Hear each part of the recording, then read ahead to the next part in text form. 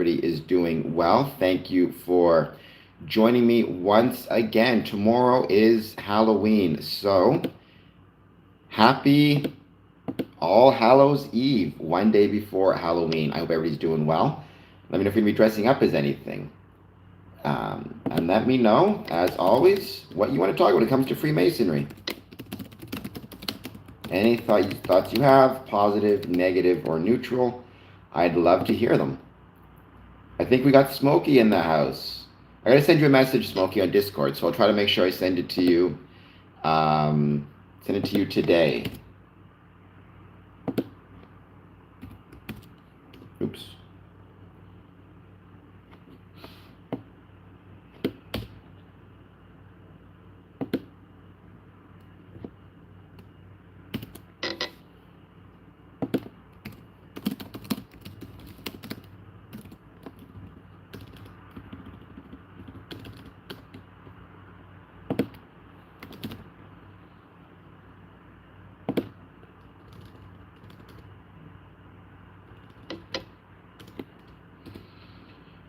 Start that poll because I'm kind of curious. So, Smokey, how is it going for you? And how is the move going? I know you said on, or the packing going, I should say.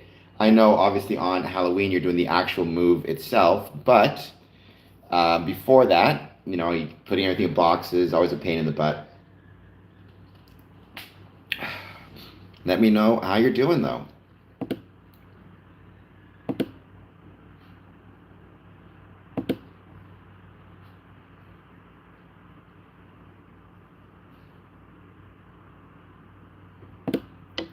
I'm just going to share this with some people, wait to see who joins. I had a few different things I was thinking of talking about. One of them was the economy.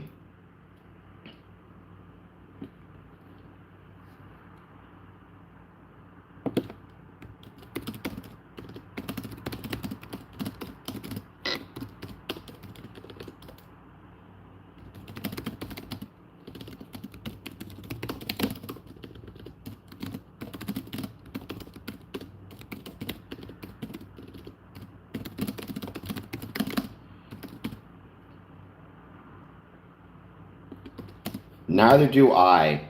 But interest rates are, cutting interest rates in theory makes it easier to, or less expensive to borrow money and pay it back because you're paying less interest on it. Usually, people, the Federal Reserve cuts interest rates if they are concerned about the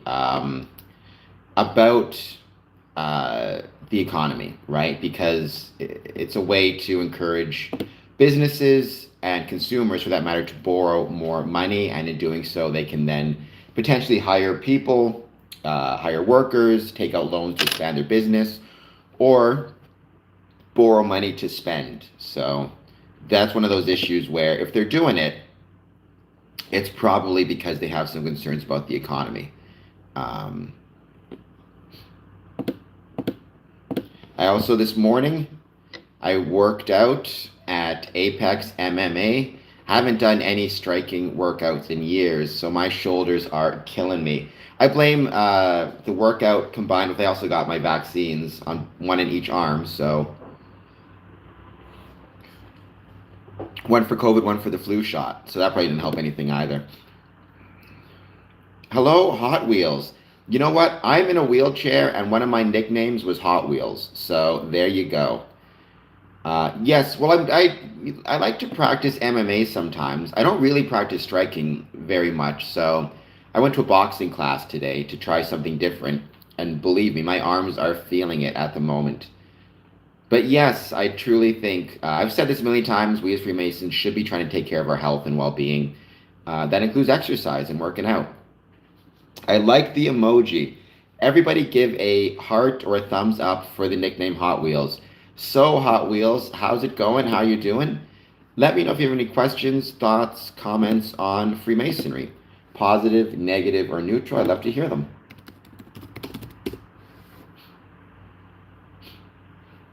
That's what I would tell people. Feel the fire indeed.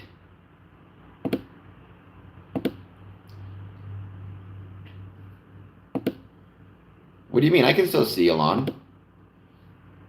So you are not blocked. And by the way, if anybody, I said this a few times, knows of any Masonic lodges or Masonic brethren who are affected negatively by the hurricane or the storm that hit both Jamaica and Cuba, there's a lot of Freemasons in Cuba, I know. If any of them were affected, damaged, whatever it is, let me know. I'd love to add it into the chat, or not the effect per se, but rather what we potentially can do to help if there's any Masonic relief efforts taking place, etc., etc.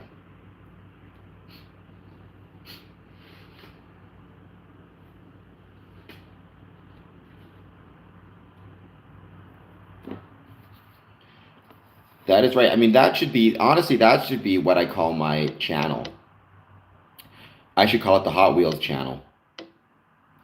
Well, there you go. But keep in mind, Nathan, just because you're doing research doesn't necessarily confirm. Well, then go see the doctor. My ears are doing better now, as you can see, no more issues. So there was no troubles at all. Nathan, just because you do the research doesn't mean the research that you're doing is accurate, right? It's one of those things where until you join, it can be really difficult to know whether what you're seeing is true or not true. So that's always the danger. That's always the issue. I never said there was or there wasn't. I'm just saying if there is, you can't know for sure that the research you're getting is accurate. And that's true for any type of research you do on Freemasonry. Any type of quote unquote mode of recognition, you don't know for sure if it's accurate.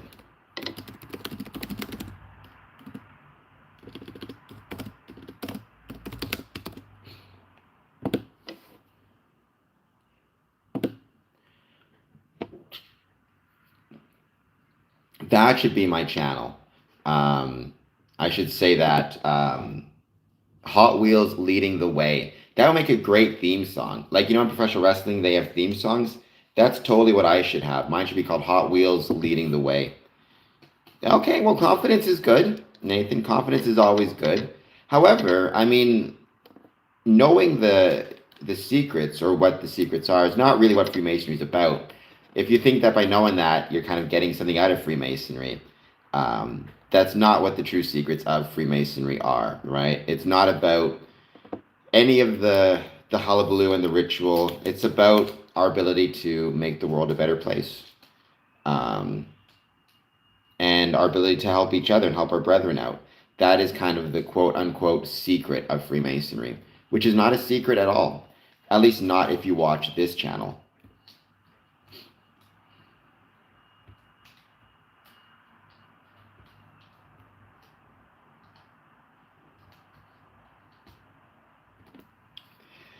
Well, I think because people, Smokey, will always love secrets, right? Or always want to know a secret. Um, well, that's why, though, Nathan, I'm always recommending to Freemasons, again, don't, just because someone has a ring, knows the handshake, whatever it is, don't assume they're Freemasons. Because, you know, you need to do your research on them. Ask for a dues card.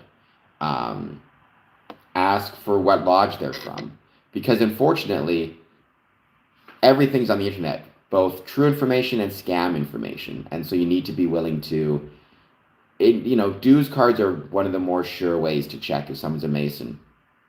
By the way, everybody's watching, please take a moment, hit the like button, hit the subscribe button, do a 99-cent super chat if you're able.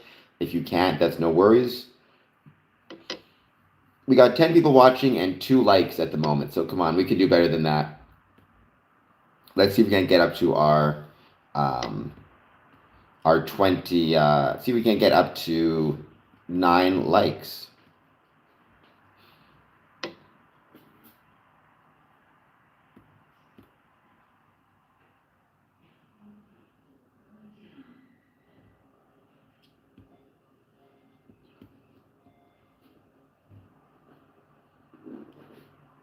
Hey, like is perfect. Like is all, or hearts is good too. I have no idea what that is. I don't even confirm if there is or is not a handshake. However, I will say that sounds like some baloney there, Nathan. And thank you, Lon, liking as soon as he gets here. Everybody should be like Lon and be like Smokey.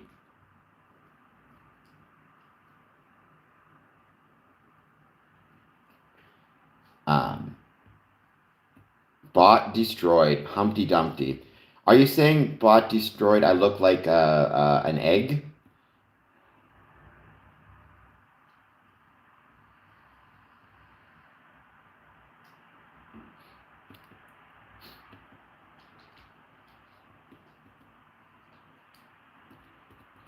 Well, I may look like an egg, but that shouldn't stop you, bot destroyed, from hitting the like and subscribe button and even giving me a super chat. I mean, if I look like an egg, my life is hard enough. So you can make it a little bit easier by giving me a 99-cent super chat and would be much appreciated.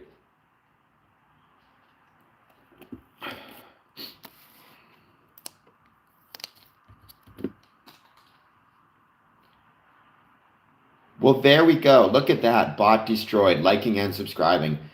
Bot destroyed. Do you have any questions about Freemasonry? Any thoughts, any comments? Positive, negative, or neutral? I'd love to hear it. I mean, I got great eyes, so what can I say? As always, the first hour, we're just going to wait and see who joins. Now 50 minutes. Then the second hour, I tend to talk about specific topics, specific subjects. But for the first bit, I like to just hang out and see who joins. And if they have anything they want to talk about. I appreciate that, James. Welcome, James. How's it going? I hope you're doing well. Thank you for being here.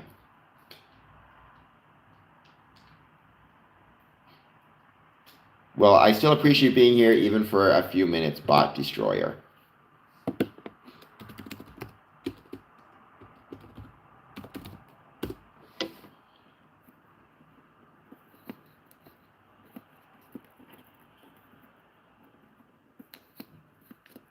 Interesting, 50-50 in terms of rate cuts.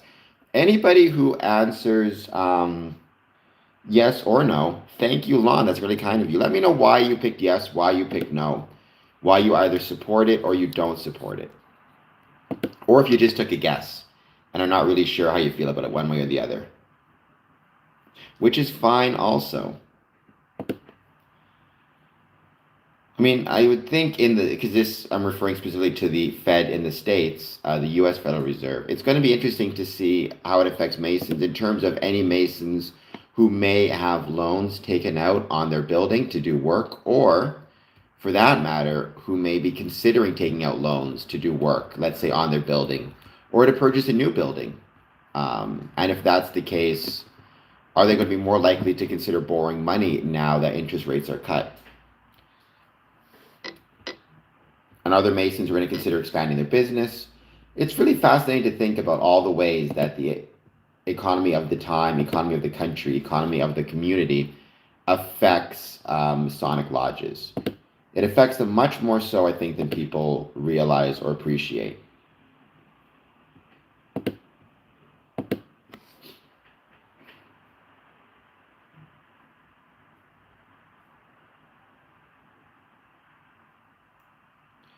Those are for Lon.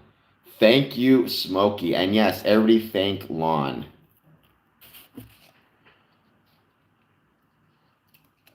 I've been very much enjoying my coffee. How did I get 2 coffees? All right, well, I have a mystery to solve, but I'll solve that after. For now, I'm just going to take this.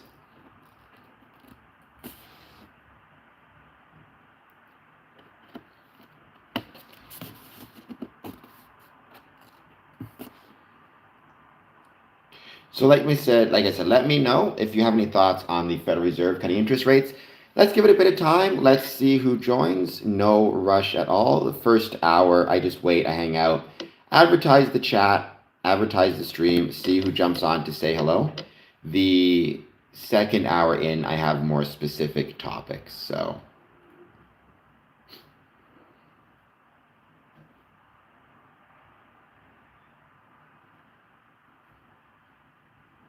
Douglas Marks, hello. How's it going for you? How are you doing? I hope you're doing well. Thank you, as always, for being here.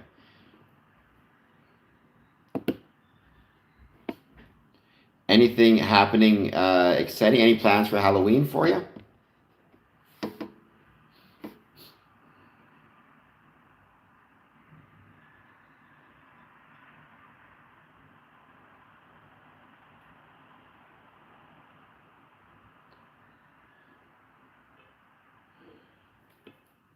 It's tough, and especially because you have a ton of expenses with moving, right? Moving in of itself is not cheap. Where in Florida are you at the moment, Douglas?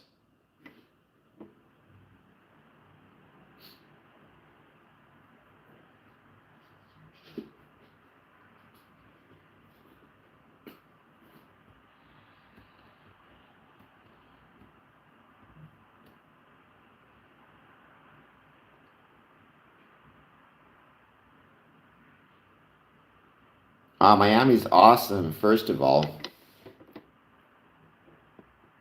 I'm going to be doing a stream, obviously. While I'm doing this stream, I'm going to watch some scary movies. And we'll talk maybe about some Masonic haunted houses. I talked about Masonic ghost stories on my 24-hour stream, which was a lot of fun. But instead of talking about ghost stories, I thought it might be fun this time to talk about Masonic, like haunted houses, like not literal haunted, but rather um, Masonic lodges turning their buildings into haunted houses or haunted attractions for Halloween. A lot of them actually engage with local theater troupes, do all sorts of fun stuff to bring people in. Norfolk, Dearborn, there's a lot of trunk or treat programs happening.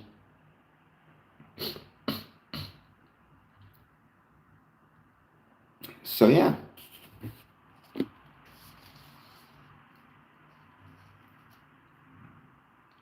really, what stuff does Harry Potter has that's Masonic? I never heard that, Douglas.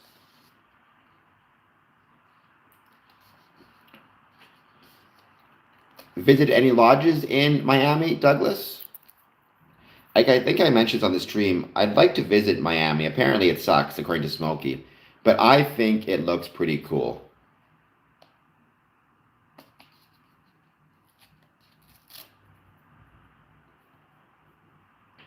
And hello, Courtney. No, but I mean, I've been to a lot of Masonic meetings in Orlando, Florida. Absolutely loved them. I thought it was a blast. Orlando is a really cool city. So, but I mean, I think Miami might be fun to visit. The Miami Scottish Rite Cathedral was actually featured in Miami Vice in a cool little side note. Oh, you visited it. Okay, from Miami Vice. What'd you think of it? I'd imagine so. What did you think of what did you think of the Scottish Rite Lodge, Douglas? It looked beautiful. Well, I mean, Freemasonry, we don't have any magic. I wish we could make things levitate. That'd be fun. Having said that, we do have rituals. That's true. But that's true for almost any movie that features any type of magic or magicians, right? You could argue they all have some type of rituals.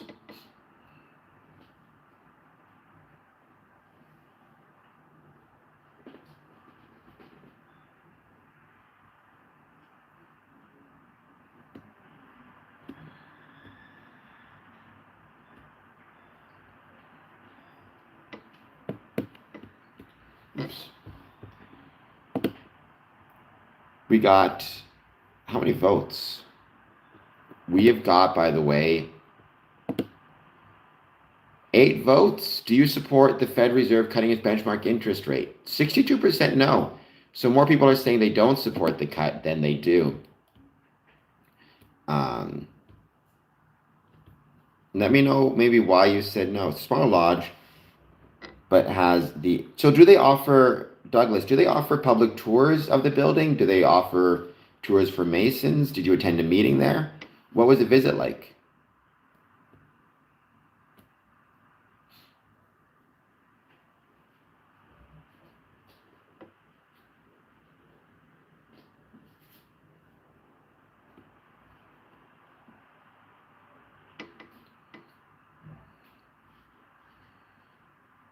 Ooh, 2,500 a month. That is not cheap. Okay, tour for Masons only. Did we lose the poll? Tour for Masons exclusively. All right, but still, that's good of them. Maybe one day in the future they'll want to consider actually doing a tour for not just Masons, but the public as well. They can be good sources of revenue. Just my 2 cents. But still, that is awesome. And then, do you have any plans to visit any other lodges in Florida during your travels?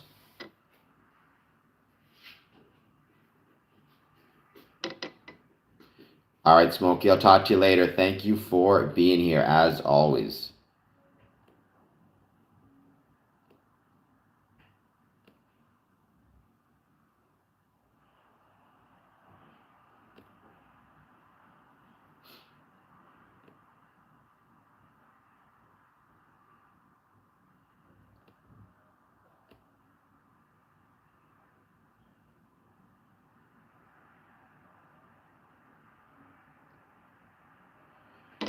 No doing. Okay, so what's the landmark that you've seen most recently that you're excited about or that you are looking forward to seeing?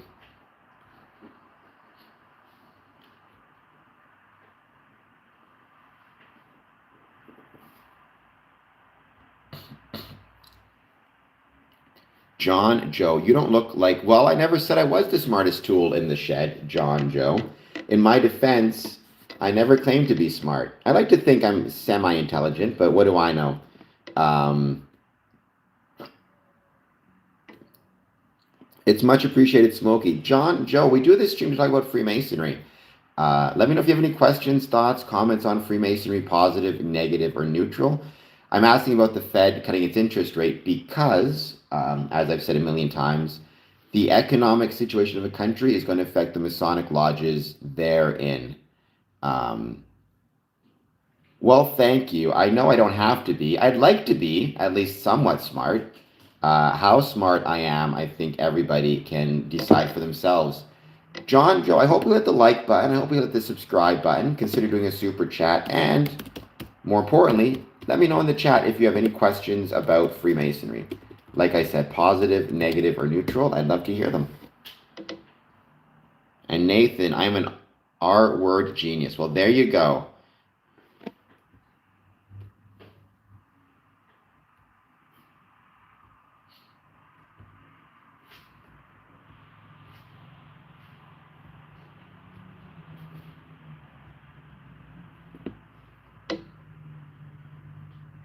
And John, let me know if you might have any thoughts. That's right. I avoid using that word. Part of it is because part of it is because um, YouTube can get stingy about certain words. I don't want to risk it. But part of it is because I'm not a huge fan of it. I think it's a little bit of a crude word. I try to avoid being crude. Well, everybody decide for themselves, right? You may think it's fine to use, but I will try to avoid using it if I can help it. Thank you, Courtney. That's incredibly kind of you. And Courtney, as soon as you know when you're getting your fellowcraft, please let me know. It's still one of my goals to try, fingers crossed, and visit you when I can for the degree. Thank you, Dex. That's incredibly kind of you. I actually was just at MMA training this morning. Um, there you go. Thank you, Dad. I was at boxing training this morning, so because I don't know a ton about striking. I do a lot of wrestling, but I don't really do much striking. So I spent the day in boxing lessons, and believe me, my arms are tired this morning. I can assure you of that. Okay, very cool. Professionally or amateur, how did you train, Nathan? There's a lot of connection between Freemason and martial arts. That'd be a fun thing to explore at some point.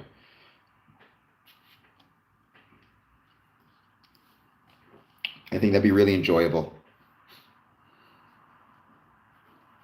That's right, Dad. Thank you.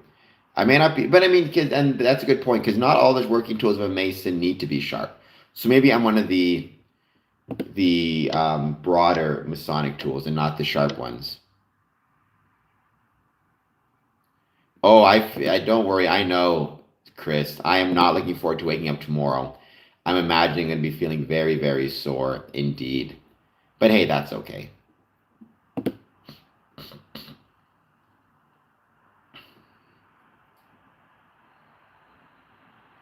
It's worth it, especially because yesterday I got my vaccine shots in each arm, and the day before I did yoga, like hot yoga in the morning, followed by wrestling in the evening. So my arms have been getting their asses beat lately.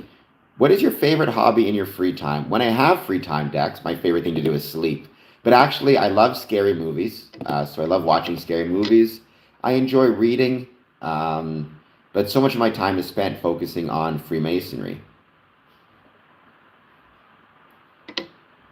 I have no doubt that that happened because, yeah, if you're boxing the national heavy champ, it's going to be a tough boxing match. But still, good for you.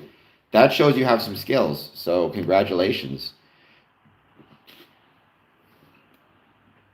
I mean, I would get my butt destroyed, my ass destroyed if I had to box anybody of any talent at all, even at the lowest level would still crush me. Having said that, it was fun and it was Apex MMA. So to Apex MMA, thank you for letting me attend the class this morning. I really enjoyed it.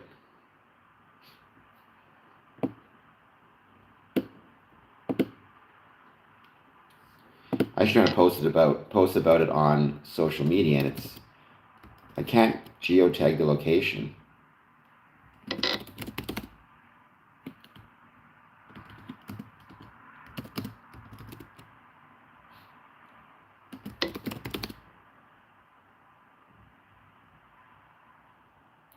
May have to actually just add the space. I am not on the stock exchange. I mean, I have actually. That's not true. I have a RRSP that's on the stock exchange, stock market, but I don't know anything about how it works. I just leave it up to my bank to sort that stuff out. Um, he worked on me like a pinata. Hey, but you stuck in there with him, right? So nothing but credit to you for sticking with him, because I can only imagine. First of all, I'd be nervous. I mean, I'm assuming you were sparring, or was it actually a match? But even just getting into spar with him would be absolutely terrifying. So nothing but respect to you for that.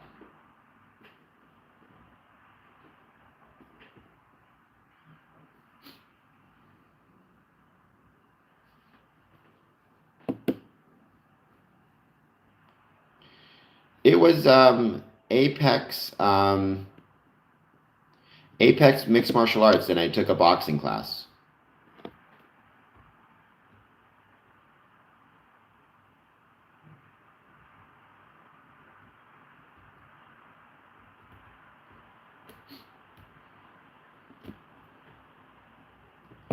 Oh, broken ribs are the worst, Nathan. I broke my ribs through wrestling training relatively early on. I broke them probably 3 months into wrestling training, and it hurt forever. And it's because there's like nothing you can do about it. Like that's the part that sucks, right? There's like nothing that you can do to try to like deal with it or make them feel better. They just hurt for a while until they don't. So, yeah, broken ribs are the worst. That's a great question, Courtney. Any tips on making a new brother feel welcomed at Lodge? That's a really good question. Well, first, part of that should be taking place before they are a brother, right? Part of the work that's done to make someone feel welcome, it's 139, actually needs to take place during the application and the investigation phase.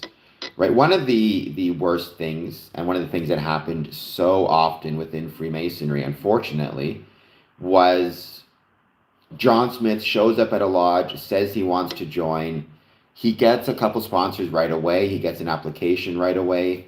He, doesn't meet anybody except for his three investigation committee guys.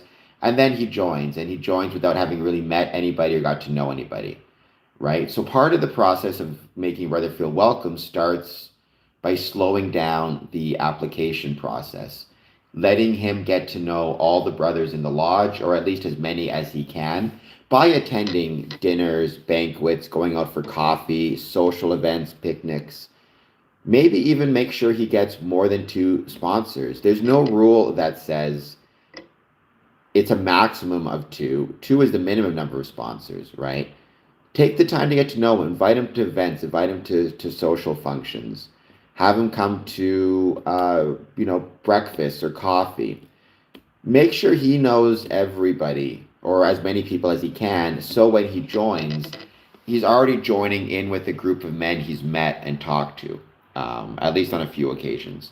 And also do the same thing for his family, right? If you want him to feel welcome, part of that means his family needs to feel welcomed, or feel at least welcome in the sense that, the wife, the kids, whatever it is, understand and know that the lodge supports the family as a whole, not exclusively, and not just the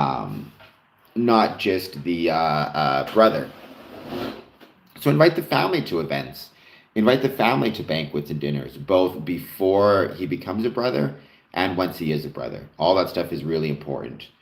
After that, though, and that makes things so much easier because that means once he does join, he's already got a foundation, and his family already has a foundation of support and feeling welcomed and being welcomed. After that, once they join, a big part of that is, what you can do is ask some older, more experienced brothers or brethren to sit next to them in order to um, kind of show them the ropes. Because one thing that can make people feel not welcomed is if you're doing ritual, performing work, whatever it might be, and they don't know what they're doing, they're new, they don't know how to enter and exit a lodge, they can kind of feel like they're being put on the spot a little bit, and that can make them feel unwelcomed. So let them know how to enter a lodge, how to exit a lodge, how to do the work that is necessary in a Masonic lodge. The signs, the tokens, just mentor them. Mentoring. Um, because if they are not well mentored, they're not going to feel welcome, or it's not even so much they're going to feel unwelcome. They're just going to feel awkward and nervous. It's kind of like, a good example, a way to think of it is you start a brand new job and everybody else has been there for 10, 15 years and you're the new guy, right? You're going to naturally feel a little bit awkward about how the job operates and what you have to do and the processes and the procedures and the relationships. However, if you have somebody mentoring them and teaching them how to do the job and the best way to do the job, they're going to feel less awkward and as a consequence feel more welcomed. So mentoring is pretty critical. Um, asking them to take on small roles and small responsibilities, assist with food prep, assist with getting drinks, maybe do a small presentation. All that stuff helps out big time as well. Kind of don't force them to do more than they're comfortable with, but don't allow them out of nervousness to sink back in the sidelines because that won't help either. Um, and then I would also say though, and this goes back to what I was talking about at the start, the application process. The brethren during the application process, when you're getting to know the applicant, who then becomes a candidate, ask him not just about why he wants to join Freemasonry or what he hopes to take from Freemasonry. Ask him what he's interested in outside of Freemasonry. What is he good at? What are his skills? What are his abilities? Hello, Jocelyn, and I guess goodbye, Jocelyn. And the reason that you do that um, the reason you do that is because if you want to make them feel welcome, a big part of that is not just giving them responsibilities and jobs within the lodge. However, it's about giving them jobs and responsibilities they may find of interest. If they're interested in, technology and website design, maybe ask them to help monitor the lodge's website or create the lodge website. If they're interested in history, maybe ask them to do some historical research on the lodge and make a report. If, as Courtney points out, they're interested in Masonic literature and Masonic books, ask them to come to lodge and do a presentation focused on Masonic literature and maybe their 3 favorite Masonic books. And again, but that's up to, really what that should be up to is that should be up to the brethren at the application process, to ask those questions and make a note. And then beyond that, be interested in the lives of the brethren. Be interested in their lives. Be interested in who they are and what's happening. If they have, let's say, a pregnant wife, ask how the family's doing. You should know that. The reason it's important to know that is because if they're coming to lodge and a little bit of their mind is on their family situation, let's say they do have a pregnant wife, asking about that is a way to make them feel welcome and is a way to make them understand that we're part of the family and we care about them. If that makes sense. And Courtney, I hope you do share your Masonic books with the brethren. I'm sure the lodge would very much appreciate it.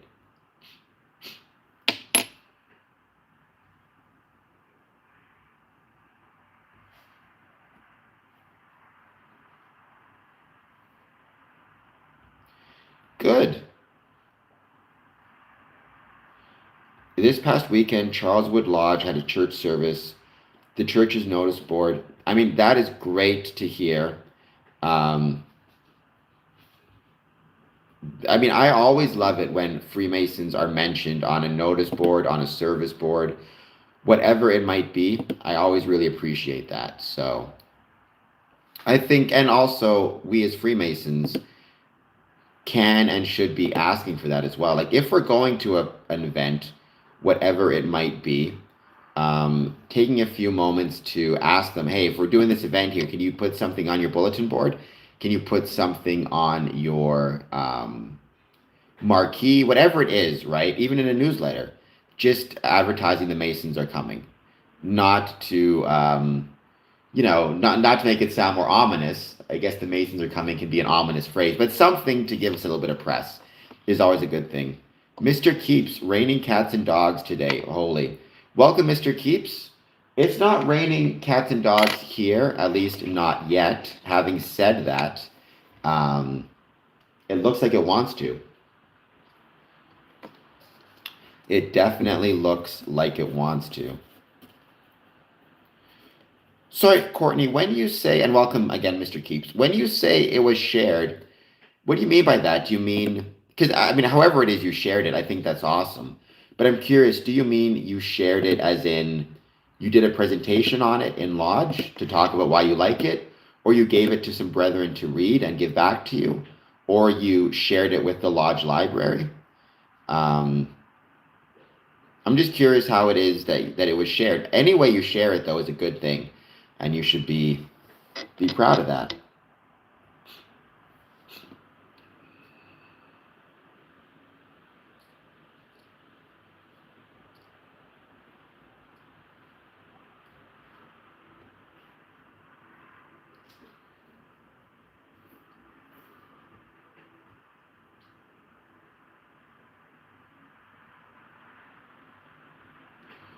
I have some. Do you mean manly when you say Molly? Unless it's an author I'm not sure of. And yes, as my dad said, you could go outside for your shower. Nice. I mean, maybe you're still new, and I know it's can be nerve-wracking to make, to speak in public or even to speak to your Masonic brethren. But maybe one day you might be interested in doing an actual presentation in Lodge about the book. That would be really cool.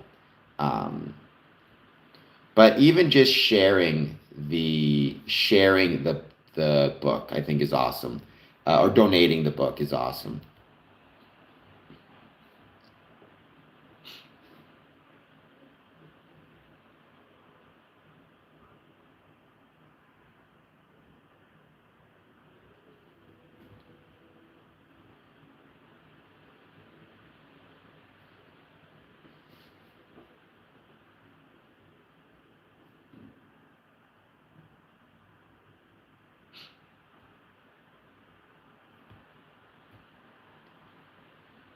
Mackey. Okay.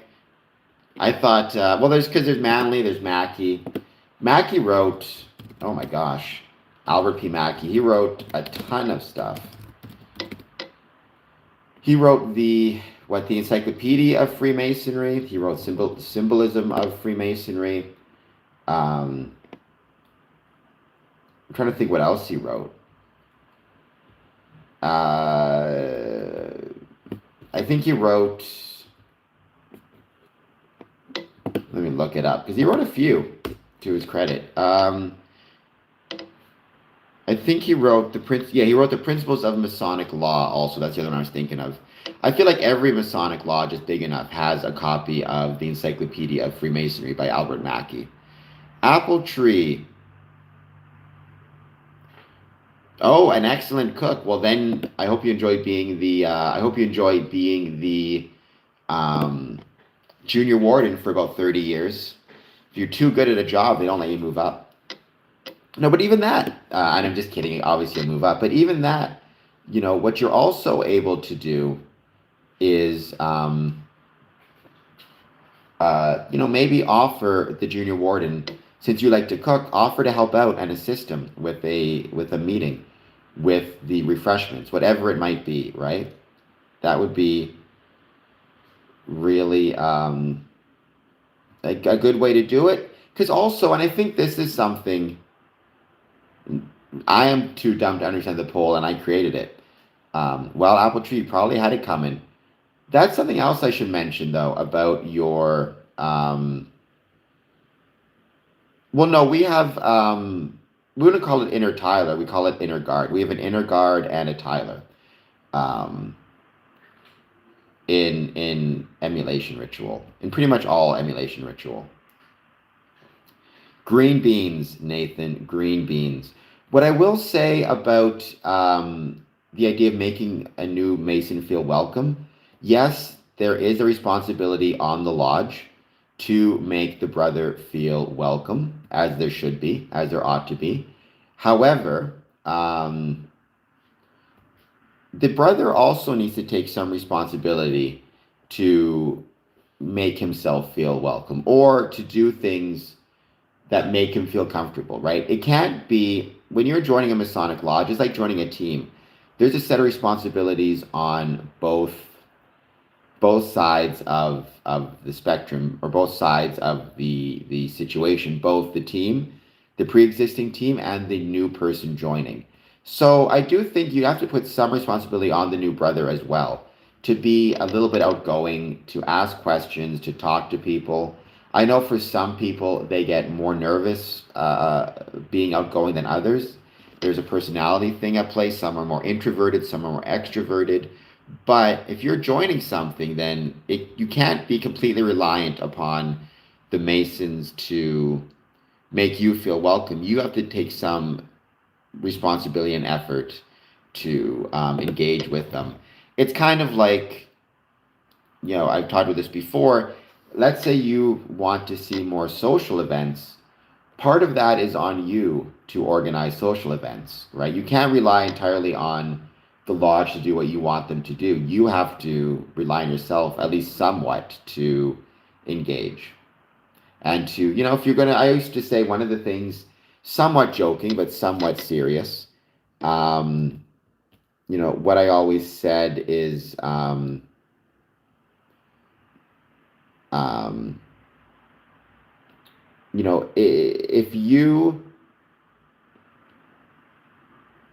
if you make a suggestion in lodge as to something you'd like to see, then you should be responsible for having to implement that suggestion. And that was a bit of a joke, but it also wasn't, because one of the issues that does happen within Freemasonry is you have a lot of people making suggestions for other people and the things that they want them to do, which creates a certain level of resentments at times. Yes, greetings, Spirit, though. Thank you so much. An apple tree. We're talking about Manley, or Mackey, excuse me, Albert G. Mackey.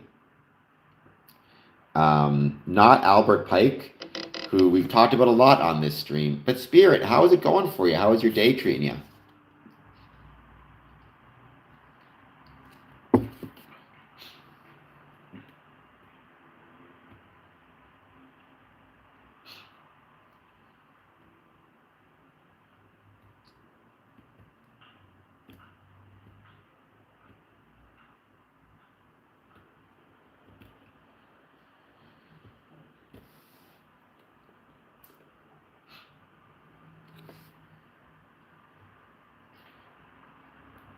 Who's playing? Well, I mean, I don't. You can't really follow the teachings of Albert Pike because he didn't really have like followable teachings. I mean, it's kind of like saying because he was a, I consider him almost a philosopher in a sense. It's kind of like saying, do you follow the teachings of like Plato or Aristotle or whatever it might be? And that's probably giving Albert Pike too much credit. But just it's more philosophy as opposed to like it's not the same as say kind of a series of ethics or morals that you can choose to follow or not follow. I've said it before, I have mixed feelings about Albert Pike. Obviously, he was heavily influential in Scottish Rite, much more influential in Scottish Rite, especially the southern jurisdiction, than he was in terms of Freemasonry as a whole. And certainly in terms of either York Rite or the first three degrees. I think it's possible to misunderstand him, but it's also he kind of poorly wrote a lot of things. I read I read Morals and Dogma ages ago. I liked his work on the idea of democracy and what he wrote about kind of the evolution of democracy. Not a fan of his views on race, obviously. He was a Confederate. Not a fan of, although even that, it's interesting how later in his life he, um,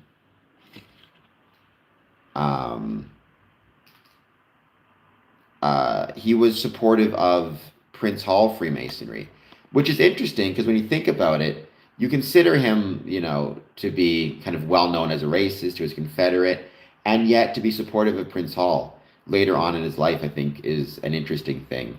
Um, I'm sorry, Apple, I'm not sure what you mean. I don't know how he corrupted the Bible, so I'm not sure to what you're referring to there. Um,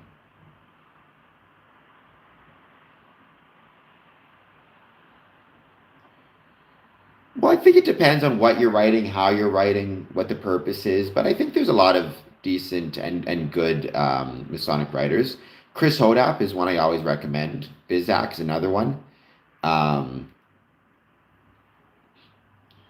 yes, as Dad points out, that can be a huge thing. When it comes to what Freemasons eat, a big thing can be the ethnicity of the junior warden and whether they are, if we have a Filipino junior warden, we might get some Filipino food, which I always appreciate. If you have an English junior warden, maybe you get some fish and chips. A lot of it also depends on the time the junior warden has. If he has time to make his own food versus cook food for others, sorry, versus order food in, and the budget that the lodge is working with.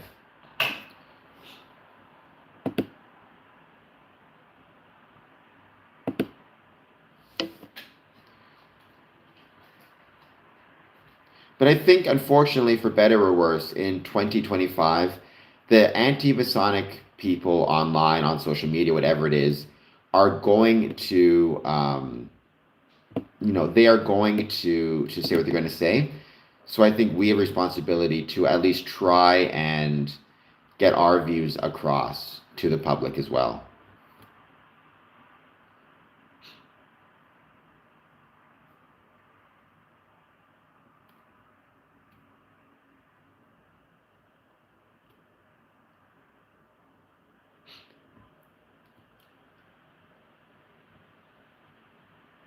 Okay.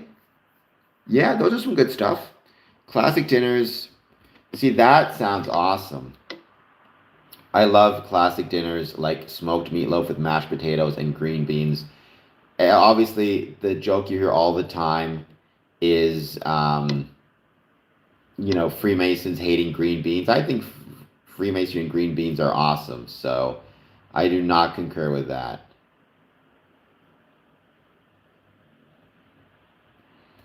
Again, I'm not. I mean, obviously, I understand there's the section where, because Albert Pike, I don't know if he was officially one or not, but was a mystic and believed in Luciferianism, which basically it's the idea of separating out, and this is very rough, which is the idea that the biblical Satan the angel who was cast out of heaven is different than the Lucifer from the garden, and he is viewed almost more as a Prometheus type of figure, if you will, where it's almost like giving knowledge to people and punished for that. In the same way, Prometheus was, cast out of Mount Olympus for bringing fire to people. I like green beans. That's right. Hot Wheels leads the way.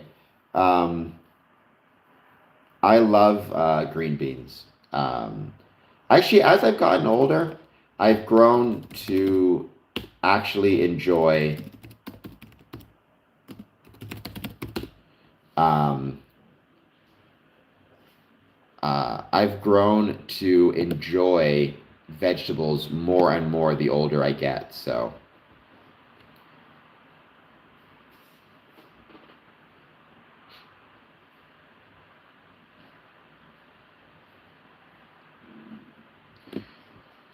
well, I think there's a couple of different, like, because it's one of the things. And again, I'm not a biblical scholar, Mr. Keeps, so you have to take everything I say with a grain of salt.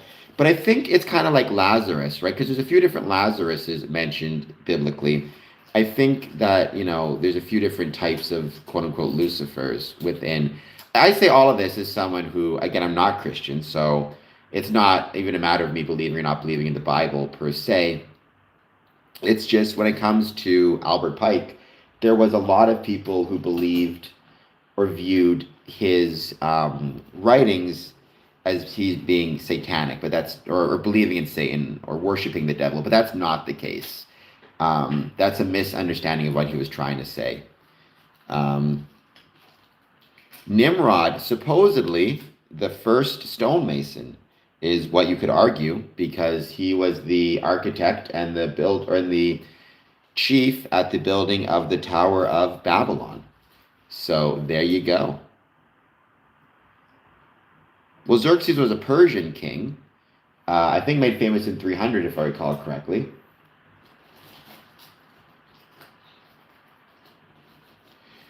Well, but he would say he wasn't, right? Because he would say, to my understanding of it, the devil, quote unquote, as in the angel that fell from heaven, or was cast out of heaven, I should say, is different than Lucifer, the snake in the garden. At least that's what he would argue. Now, whether he's right or not, um, I don't know. It could be that he was, completely messing up his biblical interpretations, which is very possible. Because even in America right now, there are, Satanists and there are Luciferians, and they're different organizations, they're different groups, and they have different beliefs. So I've been told, I've never met any, but I've been told there do exist some Luciferian Freemasons. Never met one, but I've never met a satanic Freemason. And I've given this story a million times. The one time I had a Satanist contact me and express an interest in joining Freemasonry, he decided not to because he found the beliefs of Freemasons to be antithetical to the beliefs of the Satanic Church. So, at least that is my understanding of it. But because of that, hello, Nicholas. Been a while. Good to see you. Because of that, I like I said, because of all this stuff, that's one of my issues where I'm not a huge fan of Albert Pike. Because again, as I've said before, I think he was way too, like, however he meant it, writing those things and not explaining what he meant, just kind of, it's allowed conspiracy theorists to go crazy in the last few years and really harm the reputation of Freemasonry, unfortunately. Having said all of that, again, I'm not speaking as a biblical expert or as a Christian or anything like that, because I'm not. So, for that matter, you have to take what I say with a grain of salt on this. But I wouldn't say Appletree that he poisoned the Bible, because I think he was just writing his interpretation of it, which he's free to do, right? If he had actually, written his own Bible or something and rewrote it in a way that kind of fit with his interpretation completely and then passed that off as a legitimate Bible, that would be poisoning the Bible. Right? I don't think that exists in this case because I think he has the right to write down his interpretations. Um, well, fig leaves, right, Lon? By the way, fig leaves do every now and then make appearances in Masonic artwork. They've seen a few aprons which have a fig leaf on it. So, and when you're talking about Adam and Eve, a lot of it's interesting. A lot of the old charges, like for example the Regius manuscript, they make these references to this idea of Adam as being the first stonemason or the first mason, which I guess technically is true. I mean, if you believe Adam was the first human to exist, then as soon as Adam, you know, put two stones together to make a wall or something, by definition, he would be the first stonemason, unless you count the great architect, actually, the true first stonemason. So, and then later on, you get this idea, Mackey talks about this, of all Freemasons being descended from Noah, uh, Noah of the flood, because again, there's a flood, they have to rebuild, and Noah and his sons, build new stone buildings and new stone cities. Thereby, we are all sons of Noah in stonemasonry. I don't know. You have to ask Nicholas, I suppose. Well, hopefully Courtney will be okay, but doesn't hurt for everybody to be careful. I think nowadays in 2025, maybe it's worth being more careful than ever. Um, the fight. Do you mean the fig tree?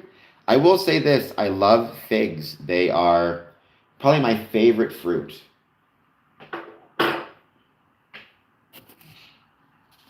And we can have Nicholas back on the podcast at some point.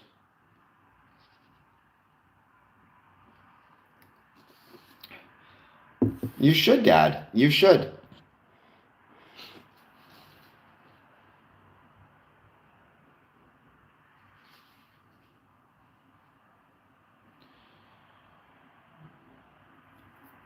Well, I've heard different things. I don't know. I mean, again, I even heard it was an apple tree of some sort. What was the, well, I mean, I know like the apple, but what was the forbidden? I'm just curious what Google has to say.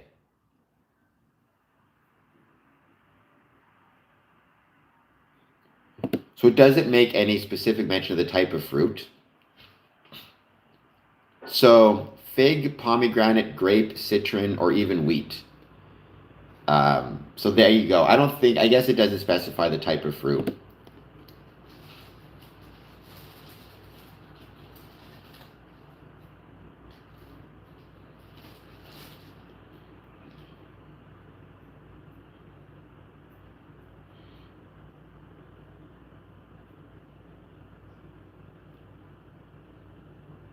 Uh, I mean, I've never played Assassin's Creed 2, Mr. Keeps, so I do not know. I mean, I'm not at the end of Freemasonry, so I can't say. Um, I don't even know what the end of Freemasonry would be. I suppose the 33rd degree.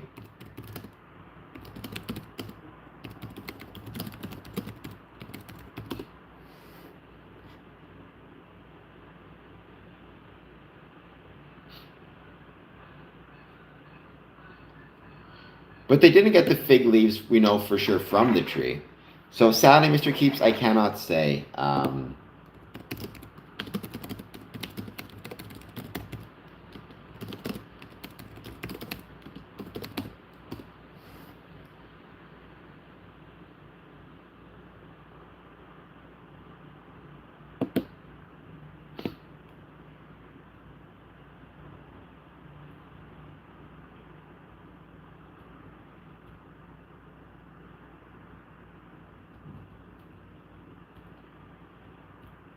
I mean, obviously, like I said, the Anderson constitutions, I think even the Regius manuscript references this idea of the first Freemason being Adam.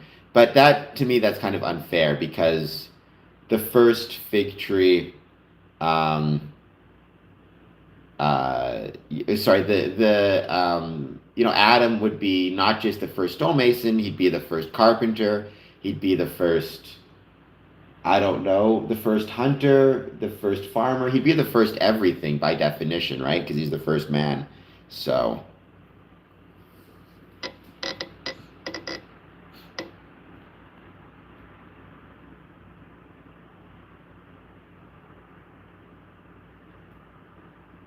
do you mean the first tree in the Bible or the first tree just historically, like from an evolutionary or historical perspective? The first tree. Because I don't think the first tree would be a fruit tree. The first tree would probably be a non. Okay, biblically.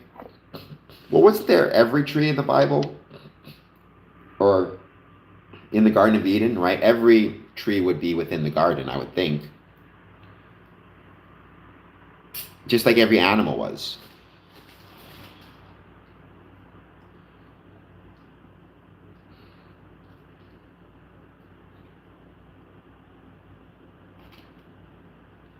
Interesting. 12 votes. Do you support the Fed Reserve cutting its benchmark interest rate a quarter of a percentage point? Yes, 50%. No, 50%.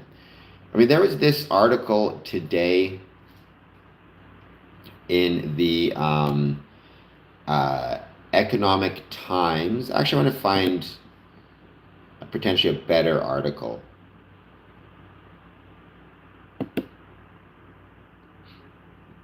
Let me see.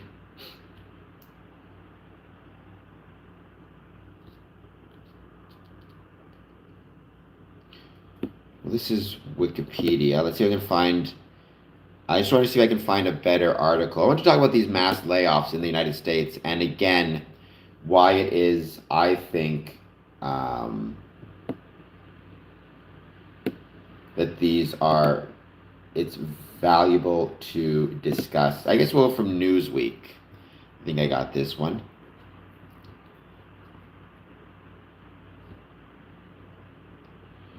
Here it is. So this was from yesterday. A number of companies across sectors such as retail, tech, and telecommunications are in the process of laying off thousands of American workers. Several firms in recent weeks have announced plans to significantly trim their headcounts, spurred by company-specific factors, but against the backdrop of an increasingly precarious economic situation, the rise of automation, and artificial intelligence. There should be a list here. In the U.S., labor market has been spared the mass layoffs to match the low levels of job openings seen in recent months. The Federal Reserve Chair described the economy as a low hire, low fire economy. However, the low level of layoffs served as a firewall between recession and no recession. Firings on a larger scale could be what pushes the country into an economic downturn. So which companies are cutting jobs? Amazon is cutting roughly 14,000 positions. Target is laying off 1,000 employees and eliminating 800 job openings. Telecom giant Charter is planning to lay off 1,200 employees. Novo Nordisk, it's a Danish pharmaceutical company behind Ozempic, cutting around 9,000 positions globally. Paramount, 1,000 job cuts. Other companies such as Microsoft is announcing the same, right?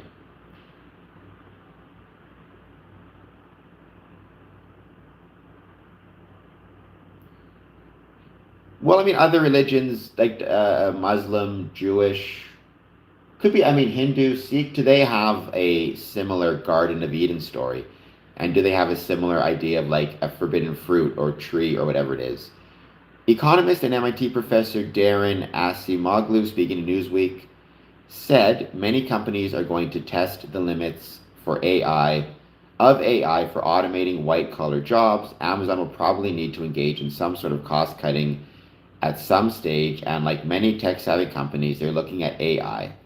Still skeptical to do large-scale automation of office jobs, given the current crop of AI models. Don't think we're at the cusp of mass unemployment. AI models have many limitations, and while there will be companies such as Amazon that will attempt to organize work to get more out of AI, reduce their headcount, at the macroeconomic level, things will go more slowly.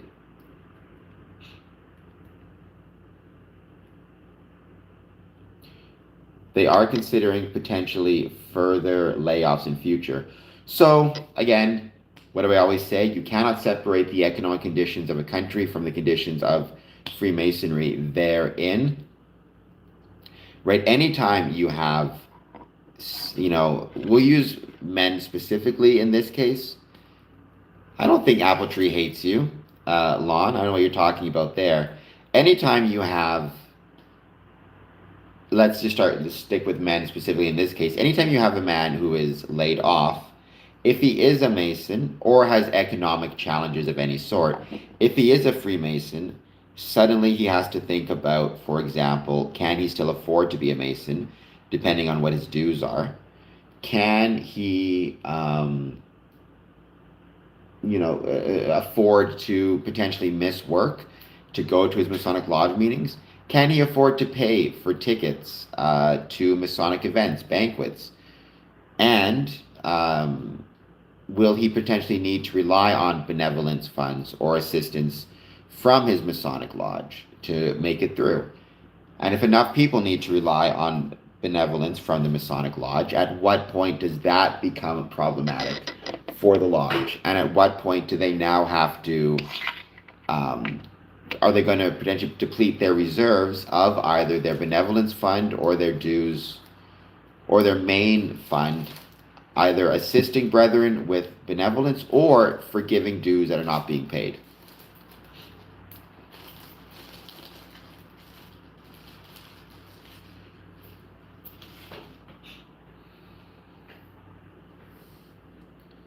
Right? And when it comes to things such as cutting a benchmark interest rate, right? Hold on just one sec.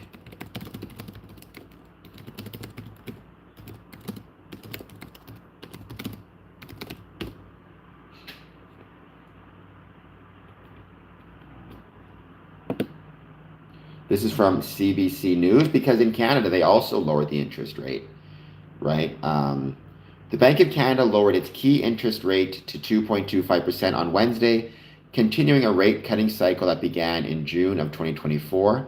Ahead of its latest exchange, CBC News spoke with economists, mortgage experts, and financial planners who explained how interest rates work and what they watch for with every Bank of Canada announcement.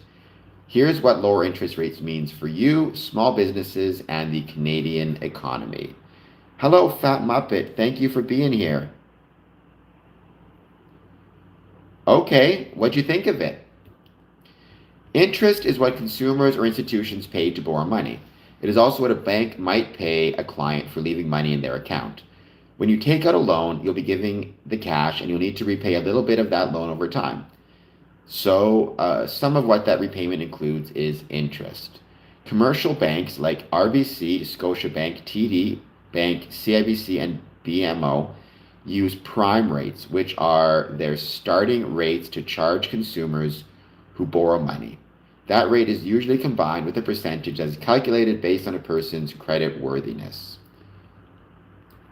Those prime rates are guided by the Bank of Canada's overnight interest rate, a tool that central banks use to keep inflation in check. Good. I mean, what was your favorite part of it? Lower interest rates can mean different things for different parts of the economy. Right, homeowners, specifically with variable rate mortgages, are among those who feel immediate relief when the bank lowers its interest rates. The monthly mortgage payments will fluctuate as rates go up or down. The lower the interest rate, the lower your payment will be. Small businesses, Will A be benefit from consumers who have more disposable income to purchase more goods and retailers or purchase more experiences at hospitality businesses? Small businesses will be able to, you know, have an easier time paying back loans or mortgages on their properties. When it comes to Freemasonry, again, lower interest rates. Maybe there are Masonic lodges. Actually, I know a few Masonic lodges, in fairness, that are considering taking out loans on their buildings to do work, to do upgrades, to improve the building. I know several Masonic lodges um, um, who are considering, who still have mortgages on their buildings. Um, I know several Masons who take out loans on their personal businesses or their houses. But either way, lowered interest rates may mean cheaper payments for, or less expensive payments for Masonic buildings, or maybe Masonic buildings decide to take out a loan that they were putting off in order to do work on their building. And it may mean, again, now Freemasons have more disposable income to focus more on their kind of financial commitments within a lodge. It is Halloween tomorrow. Do Masons celebrate Halloween?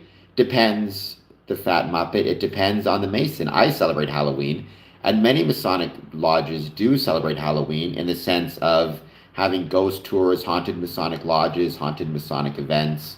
They decorate their buildings, they hand out candy, things like that. Not every lodge does, though, or not every Mason does.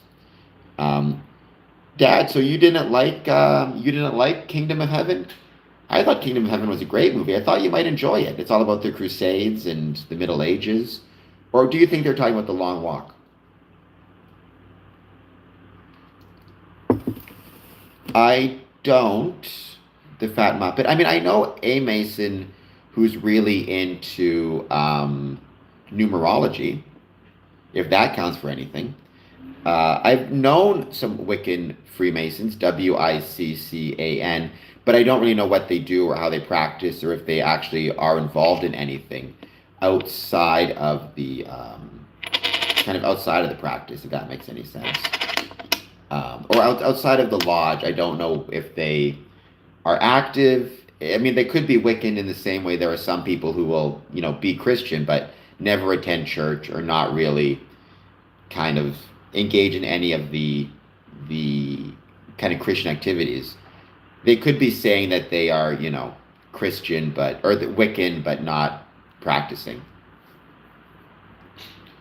Kingdom of Heaven was boring, but I love Baldwin.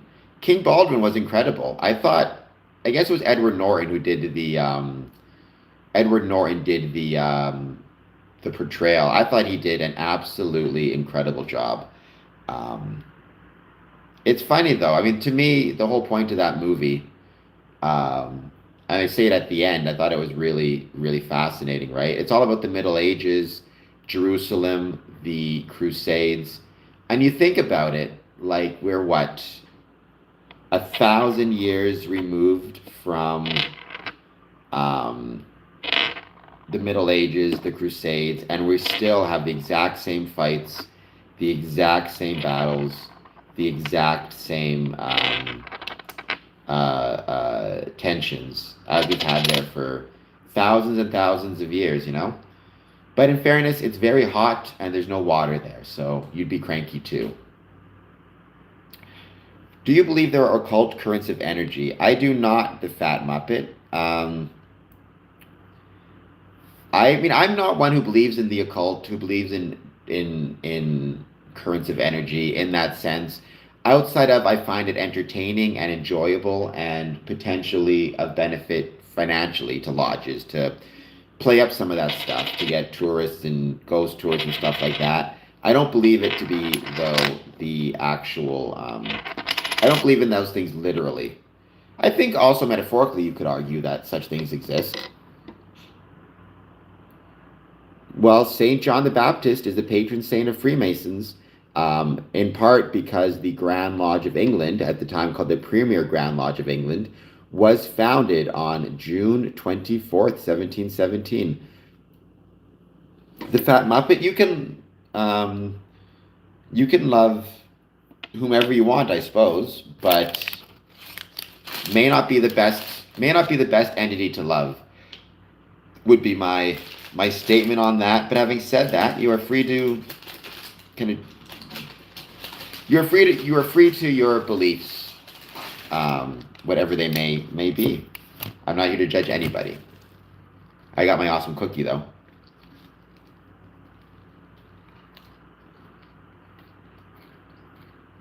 How'd you get those, Lon? That's incredible. I would love to have those coins or see those coins.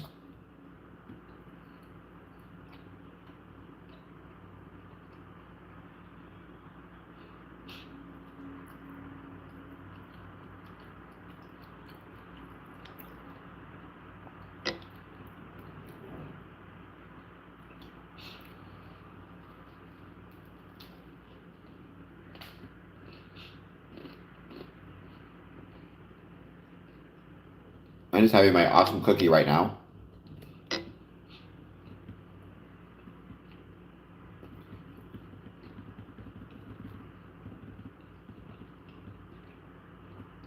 I am sure I could not afford those coins, Lon. They'd probably be worth far more than I could pay for them.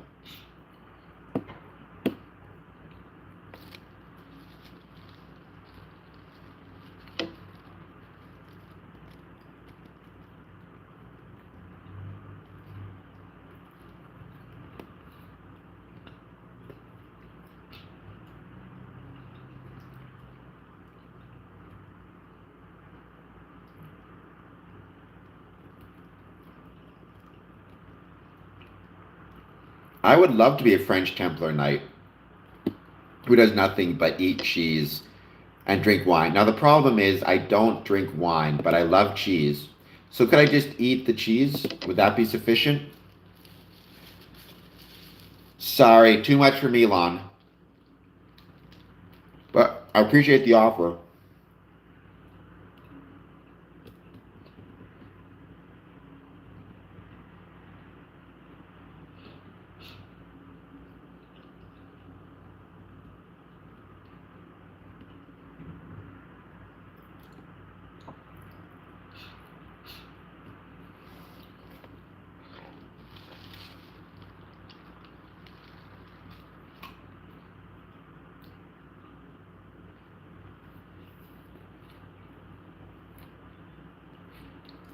Well, Rondo, that one I don't get. Why would I be the first one to be barbecued? I would like to, you know, eat the barbecue.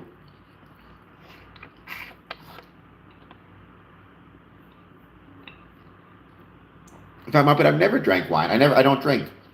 Never had a sip of alcohol, wine or anything else. I've tried non-alcoholic wine and liked it. It didn't taste like juice.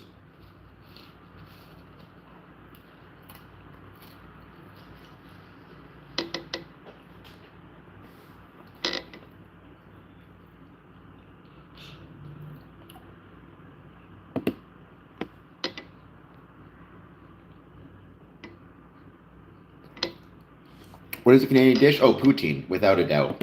Poutine, which is basically French fries, gravy, and cheese curds.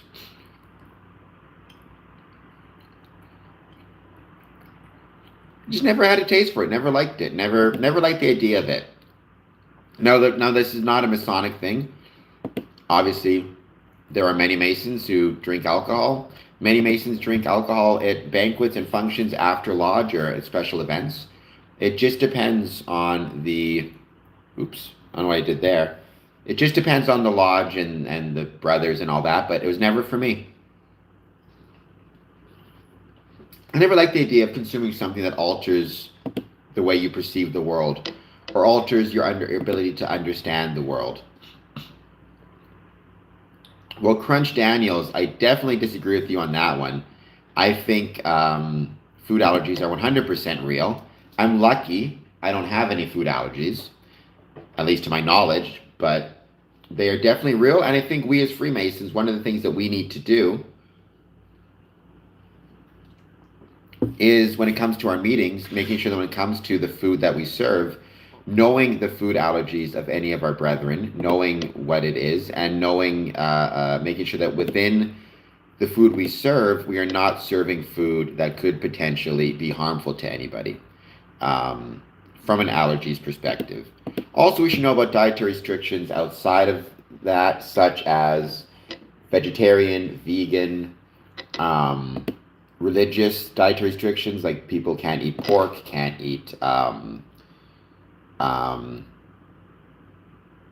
yeah, like the people who can't eat pork, for example, or beef, whatever it might be. We should make sure that we are paying attention to all of those things, and that's very valuable and very important.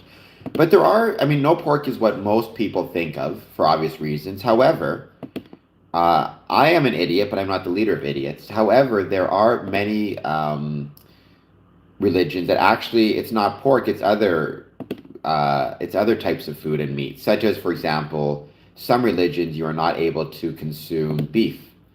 Um, so yeah, you just need to pay attention to those things, and then obviously vegetarians, and in some cases it's just a preference, which is fine. We should be respectful of those preferences. But in some cases, it's more than a preference. It's, it could impact their health and their well-being. If, for example, again, they have some type of food allergy. Well, I can eat pork, but some people can't for religious reasons, right? And in terms of why, I have no idea why. It probably comes from um, a time in history where eating pork was very dangerous for one's health, I would assume, and so they made up a rule, put it in a religious context to make sure people would follow it, that you are not to eat pork. But that was at a time when I think pork might have had more parasites and stuff, is my guess. Um, I think many of the rules that you see, thank you, Courtney, that's very kind of you. I think many of the rules that you see um, in religious scriptures, especially in the ancient versions of religious scriptures, probably had a lot more to do with had a lot more to do with not so much religious precepts per se, but rather maintaining the safety of the denomination and the people reading the text.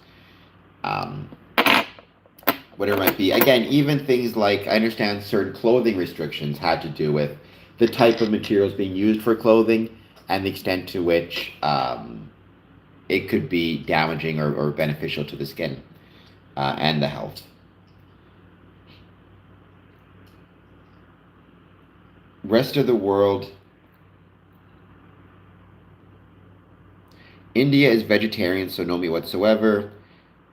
Well, different people have different rules. I think again, when I'm talking about from a Masonic perspective, I think I'm just saying we as Freemasons need to be aware of and care about the religious dietary. We need to be aware of the dietary restrictions of our membership, whether they be for health and safety, whether they be religious, or whether they just be personal preference.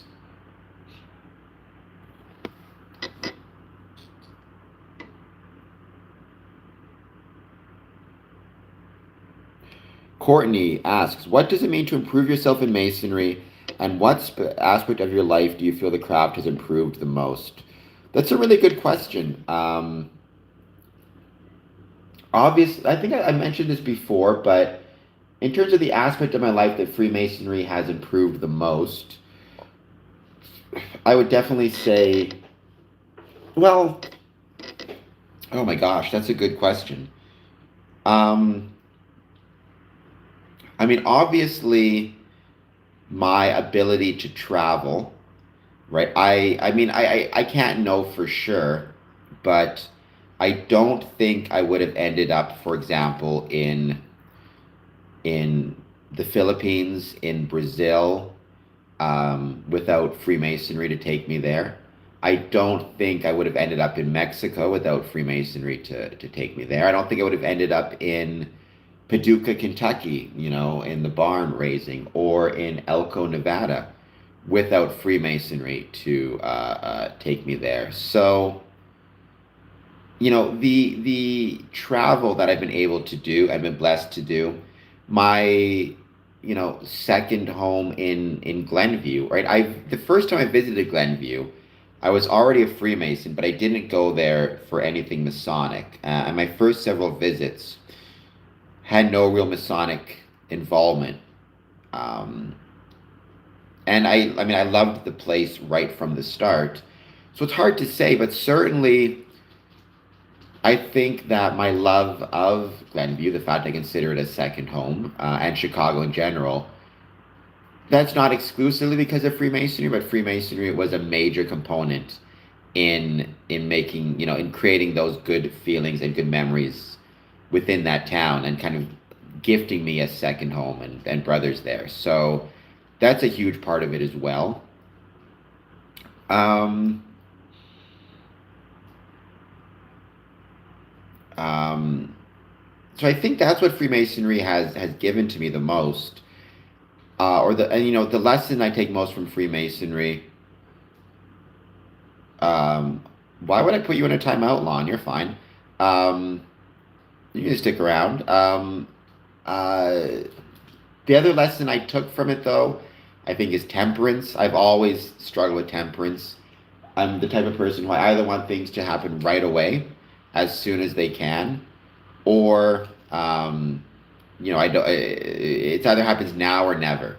Freemasonry and the lessons therein have taught me much more valuable lessons when it comes to things like temperance, slowing down, calming down, not letting a setback today kind of ruin my whole day, and by the same token, not allowing kind of successes to get me presumptuous, if that makes any sense. I think temperance is the attribute I've taken most from Freemasonry. What does it mean to improve yourself? Thank you, Appletree. That's very kind of you. I mean, I am not being modest. I have done a lot for Freemasonry, and I continue to do a lot for Freemasonry. However,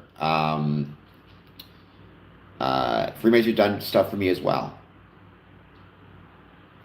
In terms, though, of what does it mean to improve yourself within Freemasonry, that's a good question, but it's also a little bit more complicated because every Freemason is different, and so every Freemason is going to have his own kind of opinions and views on that question. Um, and every Freemason is going in with different ideas of what within them they must improve. Some may be going in and thinking they need to improve their temperance, and so will do so. Some may be going in thinking they need to improve their social circle. I'm doing well, Christopher. How are you? That they need to become more social and make more friends, and that's what they're looking to improve. Some may want to improve really practical things about themselves, like their ability to memorize. And so for all of those things, it's really tough. And every Mason needs to decide kind of for himself what he wants to um, improve therein.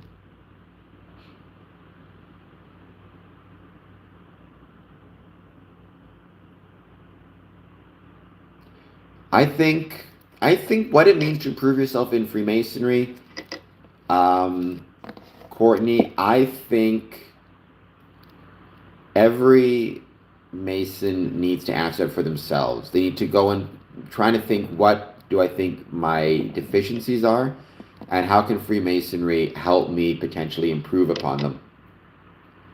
Um, because again, there are some Masons who join who may already have the whole temperance thing down perfectly, um, but they may struggle with other things. Again, they may struggle with making friends. Thank you, Christopher. $2 because I'm the cult boss indeed, right? And so that's up to them. Some may need to feel more outgoing. You can ask my friends this, right? One thing I've never struggled with is speaking my mind and approaching people and being somewhat outgoing. I tend to never get nervous about that, but there are Masons who may join who may struggle with being outgoing and being involved with other people. And for them, what Freemasonry may help them improve is more confidence to approach people and make friends and be part of groups. So I hope that answered your question, Courtney. Perfect. Self-reflection and discipline. Good for you, Courtney. first of all, having the self-reflection to be able to recognize you need to work on self-reflection, that's shows you're on the right track right there, right? Automatically. And discipline. Freemasonry can definitely help people improve in discipline because it's forcing you to take the time to, work on your proficiency, show up for meetings, show up on time for meetings, work with people, care about people. Like all of that stuff matters a lot. So good for you. I mean, that'd be a fun poll question to ask. What has Freemasonry helped you improve in? I may even do that as a poll question on my Twitter, which, by the way, everybody, I hope you'll take a few minutes to sign up and follow me on Twitter. I'm trying to get my socials up a little bit more. But again, going back to what I was saying about the interest rate cuts, Army will teach you discipline as well. That is true. I'm sure it's very true. I guess what I was trying to, say with this and this again is you cannot separate the success of or the economic conditions of a country from the economic conditions. Sorry, you cannot separate the economic conditions of a country from the conditions of Freemasonry. As we have our interest rates being cut, that does and could potentially affect Freemasonry in a variety of ways. It could, for example, mean Masonic buildings and lodges are more willing to take out loans to pay for repairs on buildings or even move to a new building, and they think they can get a mortgage at a reduced rate or pay less on interest rates. Loan repayments may become lower for some members, which means they may now feel they have more money to spend on Freemasonry, either attending events or whatever else it might be, or attending events, or not needing to paying their dues, or not needing to take on second jobs, which means they have more time for Freemasonry. Thank you, Apple Tree. Yes, the algorithm. Well, the algorithm giveth and the algorithm taketh away, right? But nonetheless, praise be to the algorithm, to steal from the book of Job. It just takes time. It just takes time. Well, I think that's true probably across the world. I think 90% of lodges own their building, but that doesn't stop them from, or as a part of a corporation, but that doesn't stop them from, for example, taking out loans against the building for repairs that need to be done, right? So, and when you say owned by Free FM, they're not owned by a central Masonic body usually. They're rather owned by the lodge themselves, kind of as a co-op.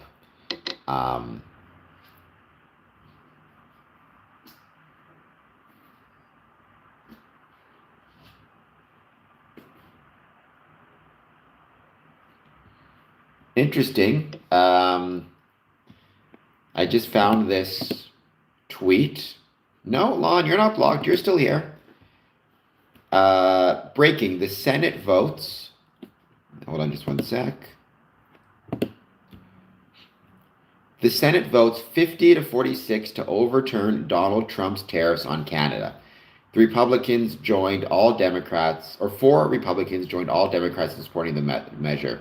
So I guess Donald Trump's tariffs have been overturned against Canada. I heard about that. Again, I have a lot of issues with Albert Pike, but I don't hate him. I think he provided, again, I think like everything, you have to take everything with a grain of salt. And that's true for me and everything I say. You should absolutely, take everything I say with a grain of salt. That's also true for anything Albert Pike wrote in Morals and Dogma.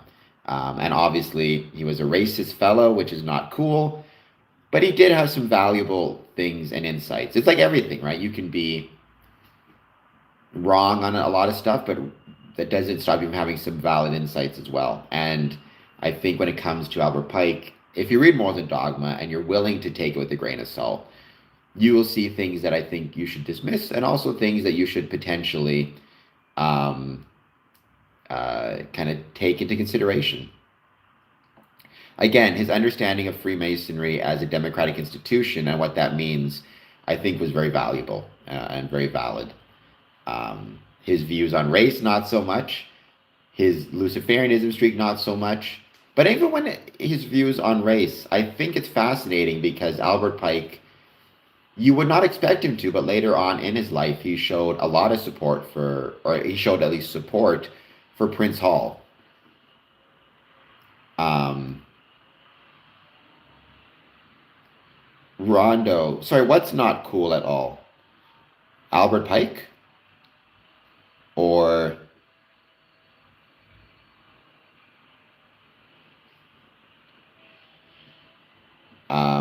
who is anti-Masonic?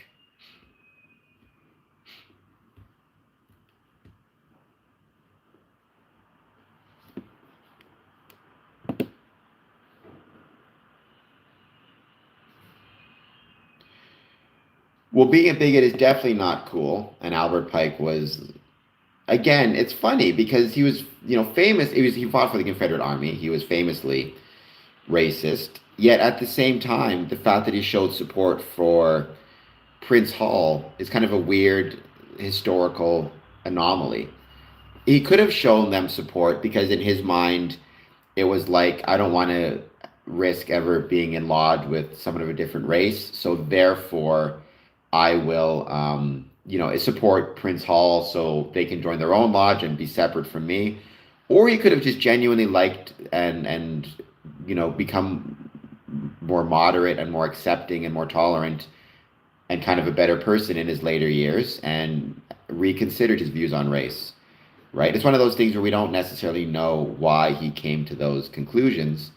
But I do think, even for an Albert Pike, again, and I have a lot of issues with them, I do think if you read, um, sorry, Lon, I think I'm going to block you for a bit. I don't know what's happening with your stream right now, but you're saying a bunch of weird stuff. I'm going to just put you on timeout for 5 minutes or 10 minutes. There we go.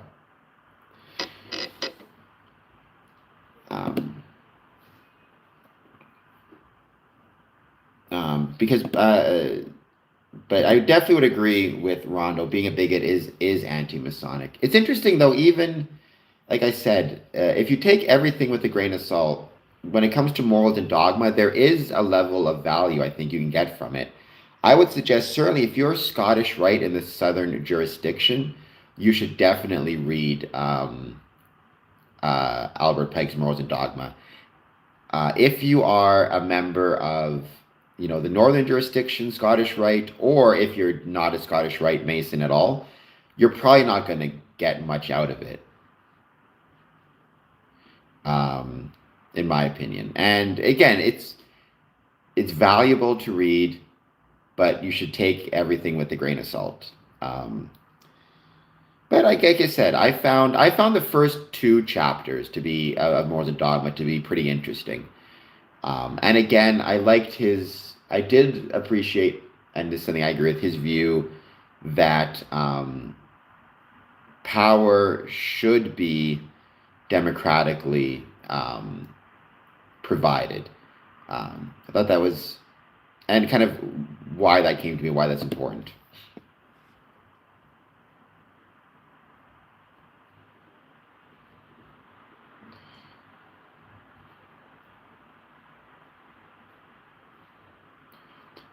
Look into Albert's. Well, no. So that's actually a myth. Apple tree.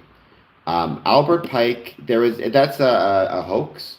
Albert Pike did not write those. Albert Pike did not write letters stating that how World War III would start or what World War III would be. So um, those are myths. I forget who wrote those letters, but it was attributed to, or conspiracies, it was attributed to Albert Pike, but he did not write those letters.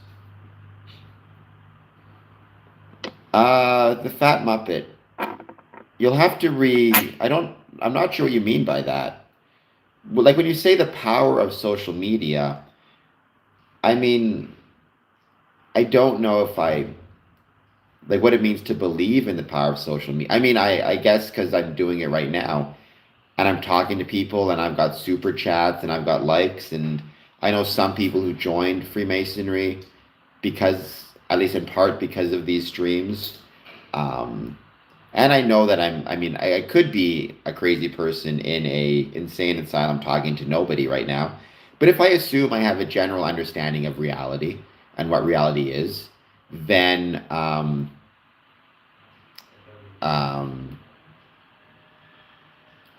then it's obvious that there's a level of power within social media.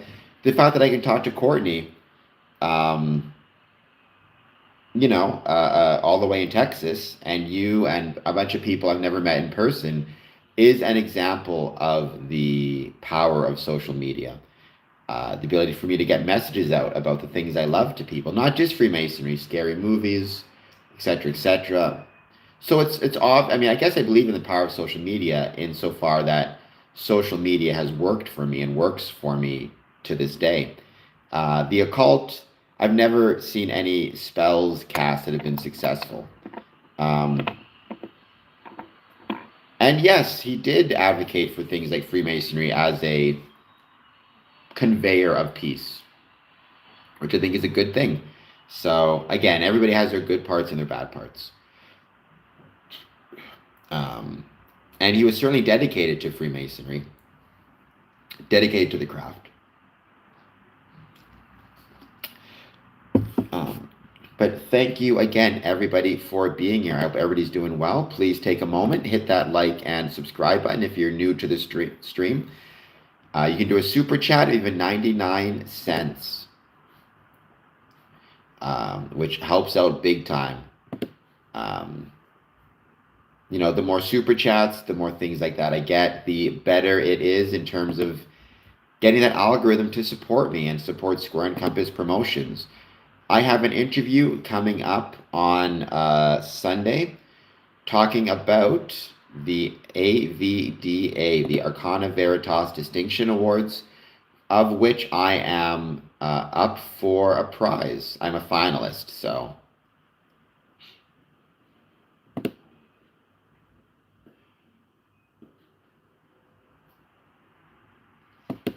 Well, I think we're all concerned as to potentially how it could go wrong. So, yes, thank you, Spirit. I will be in Scotland. I will be in Scotland to check it out. I can't wait. It's going to be an absolute blast. I do not, the Fat Muppet. I mean, I know the symbolism behind some Masonic imagery. I would say a fair bit, but not all. Definitely not all.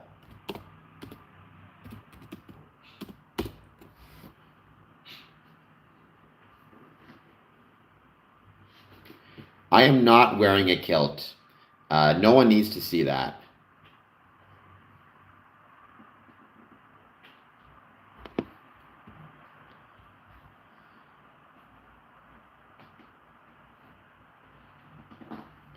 Oh, what is the most rewarding part of being a Freemason?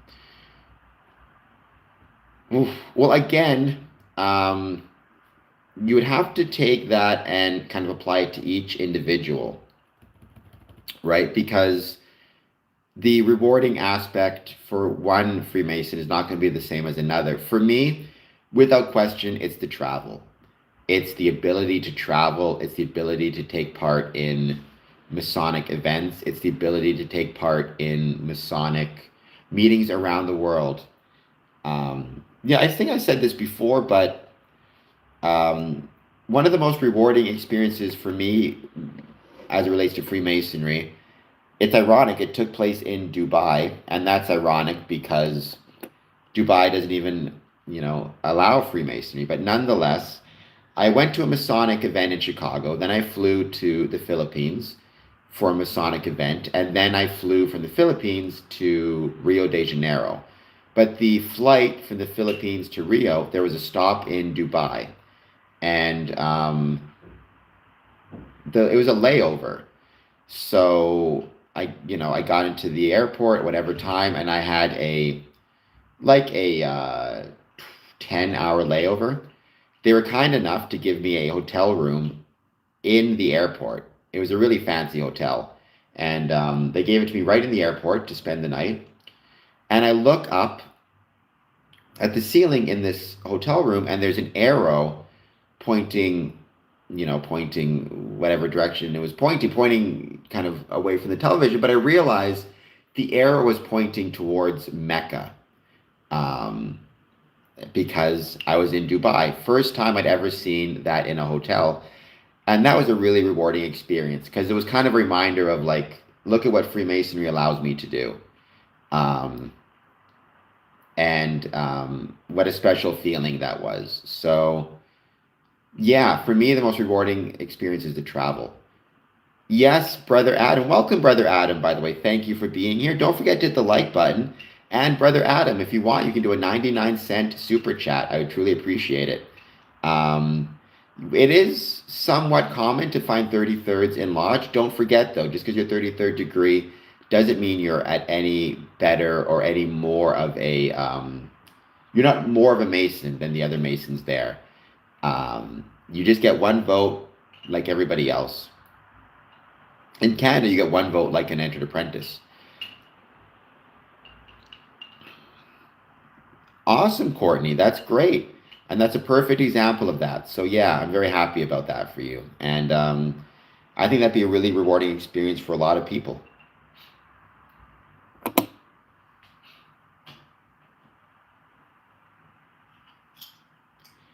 But I think the beautiful thing about Freemasonry is um, is everybody. It's a common purpose with individual expression, or common purpose with individual experience.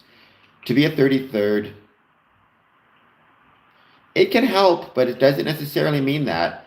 Honestly, Brother Adam, I'm not going to mention names, obviously, but I've known some Master Masons who I would say are better leaders and more knowledgeable on the craft than 33rds. Um, uh, I think, Brother Adam, I got to disagree with you a little bit. I wouldn't use the term all that matters. All right, I don't think spirit, I would use the phrase all that matters because the third degree isn't all that matters. What I would say is, um, like you need to be careful that you're not. I mean, Brother Adam, you may have seen this in your Masonic experiences. I've seen it in my Masonic experiences.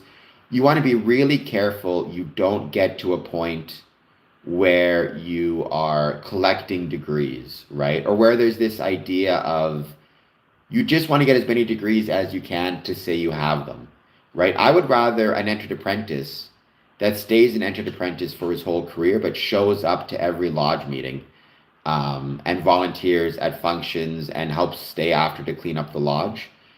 I would value that entered apprentice more than a 33rd degree that you never see. Um, it can't just be about the titles and the degrees.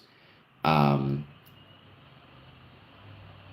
what makes so a 33rd degree, I mean, again, they're not really special. They're special in the sense that a 33rd degree is an honorific. So if they have a 33rd, if you receive your 33rd degree, it means a group of people thought highly of you and voted for you to receive that honor. It's a bit like getting a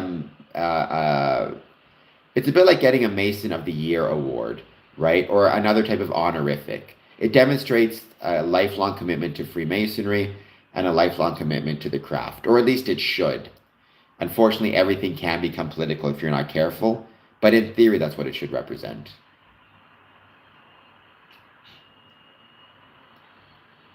Here's what I will say. All that matters is that you show up and you give as much as you can to Freemasonry.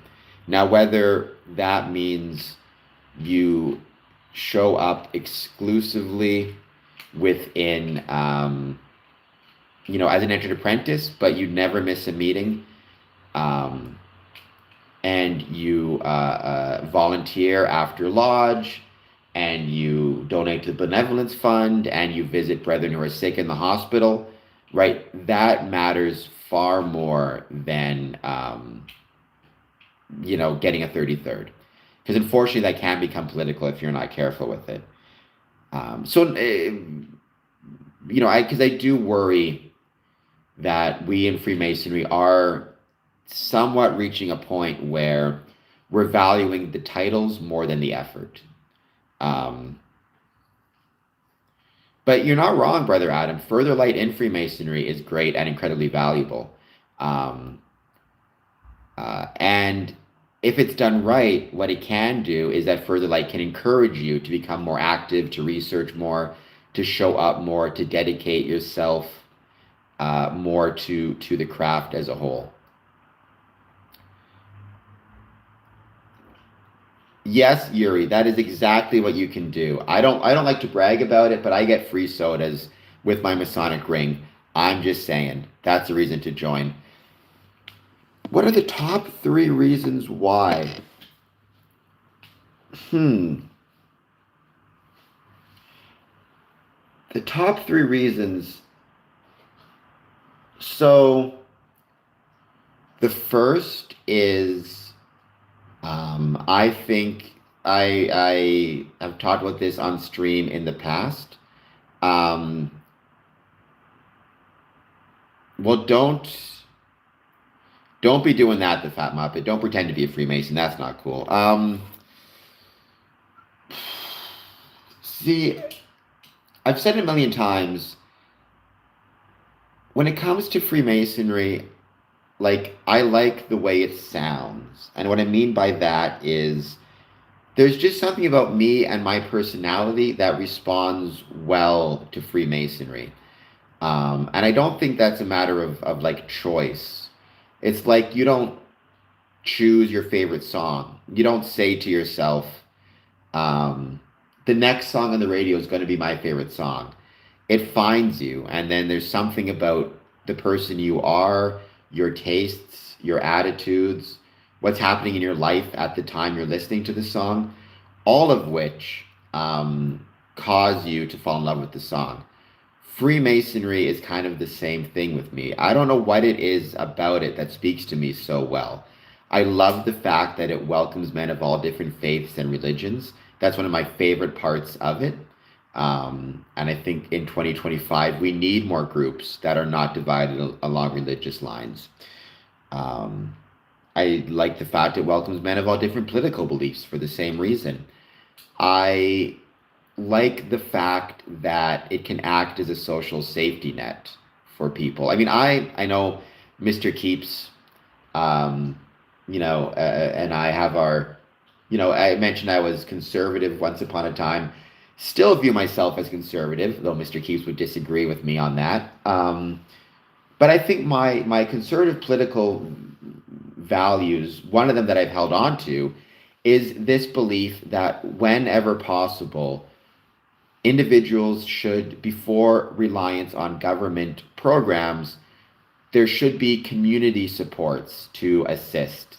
And that can be as informal as neighbors checking on neighbors to see if they're okay and bringing them eggs, to, as formal as a community group organizing and rallying to, let's say, get people food at a food bank. But I think within Freemasonry, it places us in a privileged position within our communities to help our members, to help the members' families, and to help the community at large, right? We're put in a position of privilege that other people don't have to help.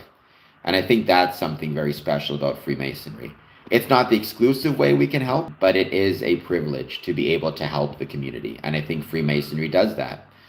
The family connection matters to me as well. But I would say those are the reasons that I'm dedicated to Freemasonry. And I've seen Freemasonry help people, right? I've seen Freemasonry keep people out of the streets by providing, by providing them with assistance with their rent when they needed it, and the families. I've seen Freemasonry take people who are traveling down a very bad path, down a very negative path, and pull them back because it gave them a reason to not kind of give into nihilism and anger. To have people there to support them and to be there for them, right? I've seen Freemasonry improve people's health. I've told this story before, but I've known a couple Masons who were, in my opinion, on death's door or very close to passing away. But they kept on, we kept on visiting them in the hospital. We kept on, we visited them in the hospital. We brought them food at home. We checked in with their wife. We checked in with their kids. And we just kept telling them, like, we want to see you back at Lodge. We want to see you back at Lodge. And then over time, they got a little bit better and a little bit better and a little bit better. And then they made it back to Lodge. I'm not saying it was exclusively the visits that got them back into Lodge, but there's all sorts of evidence that shows the visits don't hurt. And I've even known people who were considering ending their lives who maintained or decided not to because they had a Masonic Lodge to visit. So I hope that answers the question, half hawk, half man, about why I'm dedicated to Freemasonry. But at the core, there's nothing that Freemasonry offers. Well, how do I put this? At the end of the day, Freemasonry is not special. Masons aren't special. But the relationship between a Masonic Lodge and the Mason, that's what's special, right? That's what matters. It's just like a song. There's nothing inherently special about the song Simple Man, right? It's my favorite song in the world. I love it. I could listen. It's the song that gives me the most happiness when listening to it. But there's nothing inherently special about that song. It has the same components of every other song on the radio. It has lyrics, it has words, blah, blah, blah. It has lyrics, it has a melody, it has instruments. It's technically proficient. What makes that song special is, what's special is not the song, it's the relationship I have to the song. It's a relationship between me and the song. That's what makes it special. And ultimately, what makes Freemasonry special is not Freemasonry itself, it's the relationship I have with it, and that's something within me, my personality, my beliefs, my dispositions, maybe what was happening in my life when I first joined that impacted me a certain way. Just as Yuri says, right? Some people, they may find their calling to compassion for the sick and hospitalized through church, through religious groups, which is perfectly fine. I, as someone who's always been a little bit more wary of organized religion, I respect it and I think it's good for people to have it. It's just something I've never really felt super comfortable with. I find it in Freemasonry. It does not, Dad. It does not. It makes you as equal Mason as everybody else. As Courtney says, it's a variety of reasons.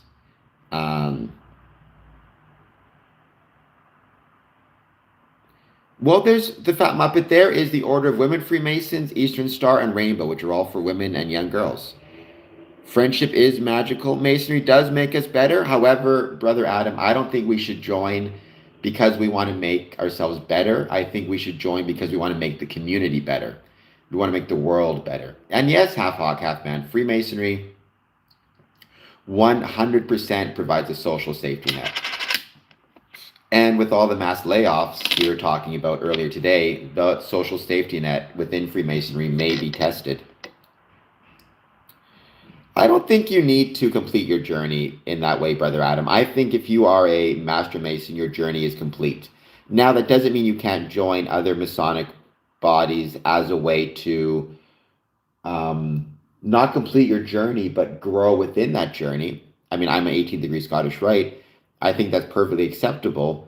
But again, like, I think the danger, Brother Adam, with your kind of, not that you're wrong, but the danger with your kind of view, and also with Mr. Keeps, and it doesn't have to be an either or, but I think one thing I've noticed that concerns me is a lot of Masons kind of get this idea that the way they learn the most about Freemasonry is by, or the lessons taught is by joining the rites. One of the biggest ways you can learn lessons within Freemasonry is stay after lodge and learn how the lodge is torn down, or learn how the lodge is set up, which aprons go on which chairs. I know some 33rd degree Masons who would not be able to properly set up or tear down a Masonic lodge. Certainly not properly able to set up a Masonic lodge. I know some 33rds who they may have when they were younger, I didn't see it, but since I've known them, have never stayed to assist cleanup after a lodge or to assist the junior warden. You will learn just as much from Freemasonry doing those things as you learn, um, from the degrees. I would say in some ways, maybe more so. It's interesting. I'll give you this example, Brother Adam. Um, when I was, well, I would encourage the pursuit of the journey. I'm Scottish Rite. I absolutely encourage people to join Scottish Rite or York Rite or Shrine, or all three. Right. I would say to everybody watching this, if you are a Freemason, consider joining the rites. They are a valuable part, or they can be a valuable part of the Masonic experience. I guess what I'm saying is don't assume that the joining of the rites is the exclusive way to join within Freemason, or exclusive way to grow within Freemasonry. It's one way to grow within Freemasonry, but there are many ways to grow within Freemasonry. Like, I'll give you this example, Brother Adam. When I was training in professional wrestling, and I still train in professional wrestling, but one day, so we did 4 classes a week. So eight, classes every 2 weeks. One out of every 8 classes, we didn't, well, we got in the ring, but we didn't take any bumps. We didn't do any slams, or we didn't, do anything like that. We didn't learn any wrestling moves or practice any wrestling moves. It was a combination of a cleanup day and ring tear down, ring setup day. So we learned how to tear down the ring, take it apart, and then put it back together. We also cleaned the entire dojo. We swept the ring, we disinfected, we mopped. Those days could be almost as hard as the actual workouts because it was expected to be spotless. I remember the coach talking to us about this one day, and um, he said, "Look, in Freemasonry, professional wrestling is not just about how you take a body slam, how you take, how you run the ropes, how you lock up. That stuff is all critical." But he said, "Look, the one reason you get to do this is because there's a whole group of other people busting their asses to get the ring set up, to get the ring torn down, to keep the ring clean. Knowing how to do that yourself and doing it teaches you respect for the ring. In the same way, learning how to cleaning the lodge room teaches you respect for the lodge, right? And reminds you not to take it for granted. Cleaning the dojo shows respect for the dojo and shows respect for the work you're doing and the fact that you're now bumping on something that's clean and sanitary. So it shows respect for your fellow classmates. And that's kind of the way I view it with Freemasonry, right? You can recite the ritual. I can recite Blue Lodge ritual, Emulation Lodge ritual. I could probably do the entire book if I had to. Um, Pretty decently. Um, I could certainly do the entire first and second degree on my own.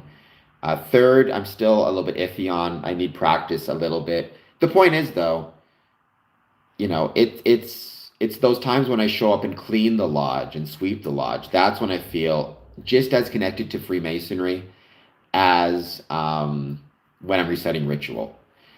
Yes, you absolutely can shoot fireballs.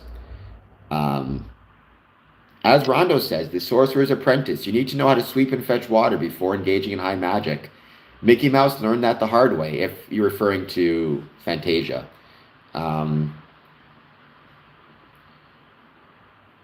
Unfortunately, Half Hawk, we really don't. And that's one of the biggest challenges within Freemasonry, not just in my lodges, but in lodges around the world. There's such an emphasis on this idea of Freemasonry as a voluntary organization that, you can call a day for cleaning, four people out of 50 show up, and that's just what it is. And the other 46 never brought up. So that's kind of maybe why I push back a little bit on this idea of the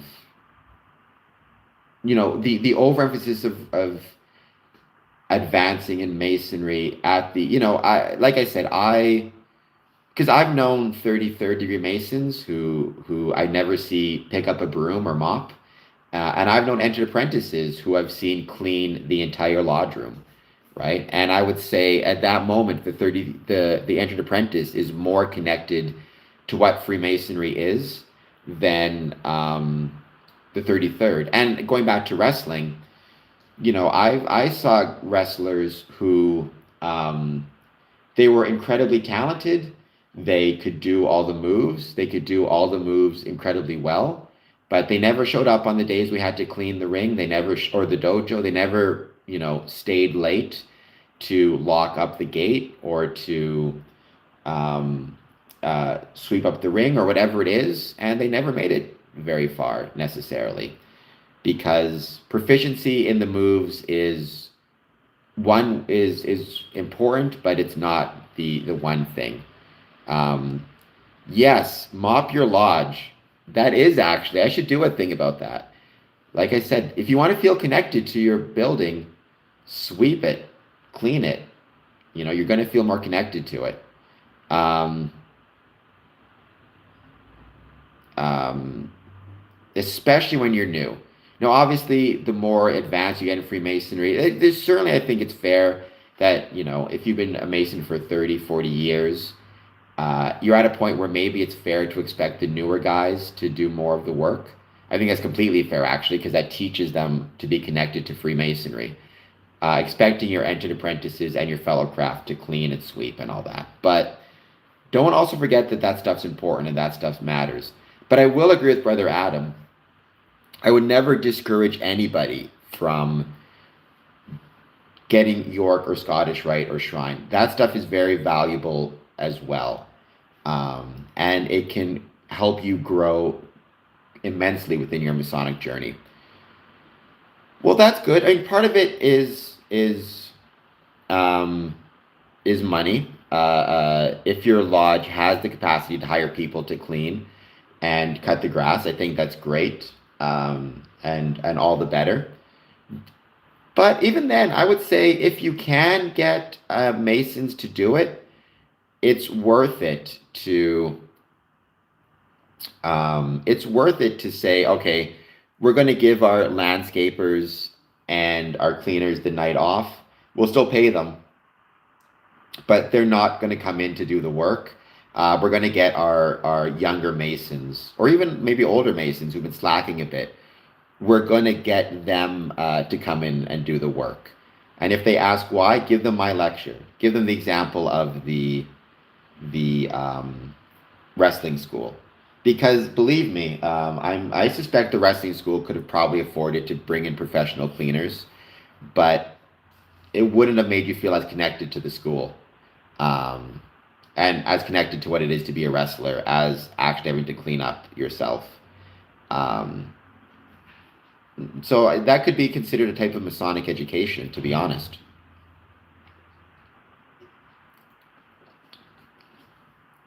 The even one of my favorite MMA fighters, Brian Ortega, who's a really cool dude. I mean, I never met him, but he seems like a really cool dude.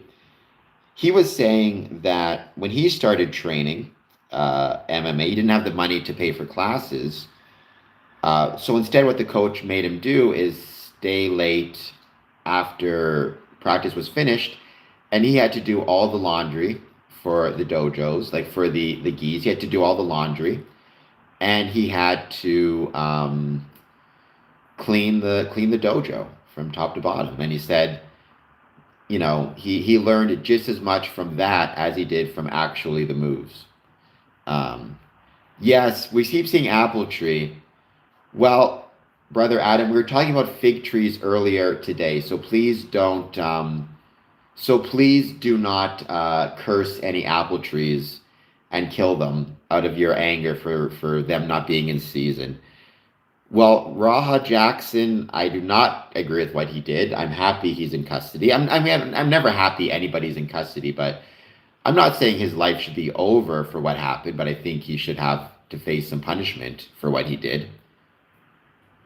Whoa, Yuri, I would disagree with that. I mean, Max Holloway definitely, outclassed Brian Ortega, but Brian Ortega held his own, and he was getting some decent shots in till the fight was called. I think the fight was called because of his eye, if I recall correctly.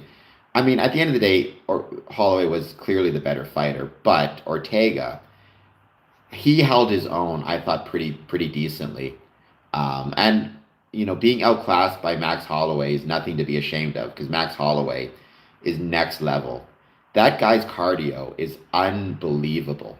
Like I was training today in striking. First time I've trained in striking in years, years and years and years. And let me tell you, just doing a 2 minute round, all I was doing was it was jab, cross, hook, cross.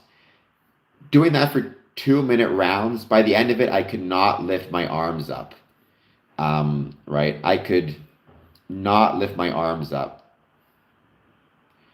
Oh, brother Adam, I'm a professional wrestler, at least a wrestling referee. It's not vile and wretched. It's wonderful. Um, you should love it.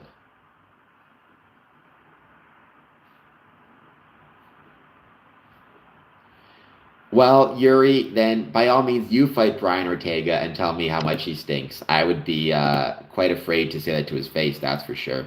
He would kill me. Um,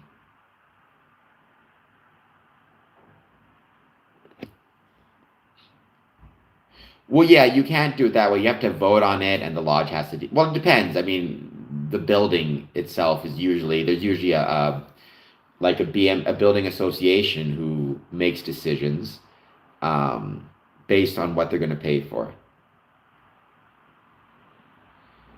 Well, yeah, my dad, by the way, he mentioned above, very worshipful brother. So, uh, and well deserved to be the very worshipful brother. One of the best Masons I know is my dad. So, um, it was just his birthday, by the way. We can wish him happy birthday. But, Dad, I love you, and you're an excellent Mason. Um, as is, the members of your lodge. There you go. Well, I mean, Holloway is next level. He really is. Like, I remember watching some of his. That guy's cardio is unbelievable. Like, I cannot imagine how he manages to maintain his cardio. He, like, even pick your greatest fighters of all time. Like, I don't think anybody looks as fresh in the final rounds as they do in the opening rounds as Max Holloway. Maybe Khabib. It's like Conor McGregor, who I liked, but he was famous for gassing out relatively early in fights. Um,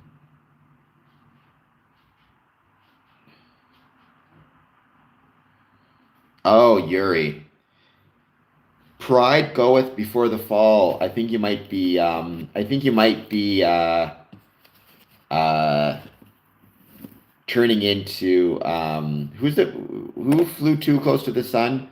Like Icarus. I think you might be Icarus here. Also, I think Mr. Keeps might be Icarus. If Mr. Keeps is agreeing with Yuri. I mean, Ortega, if you're watching this, by all means, I hope you challenge Yuri. Yuri, I love you. I do not like your chances at all. Um, I mean, unless you're training regularly in MMA, even then, if you're not professional, I don't like your chances at all. I mean, I love festive boards. Yeah, festive boards are awesome, brother Adam. They are incredible. What comment did I miss?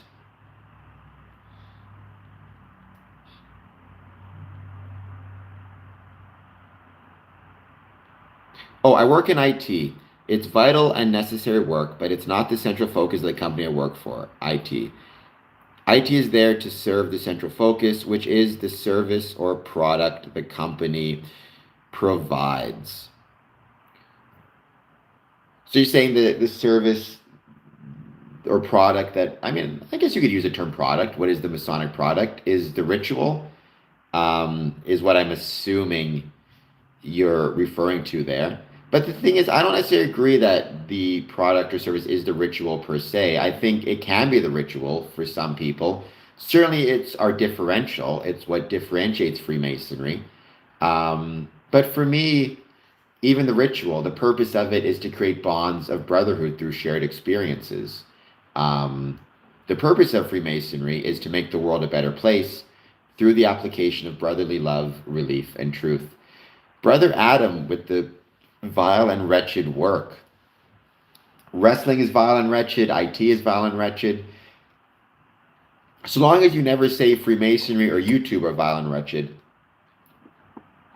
then we'll be good. However, even with that, Mr. Keeps, I do wonder, because you talked about this in a previous stream or chatted about this in a previous stream, in the same way, forcing professional wrestlers to take apart and put together the ring to learn how hard it is, so they're more appreciative of the ring crew, to make Freemasons clean up the lodge, so they're more appreciative of the work that goes into maintaining the building.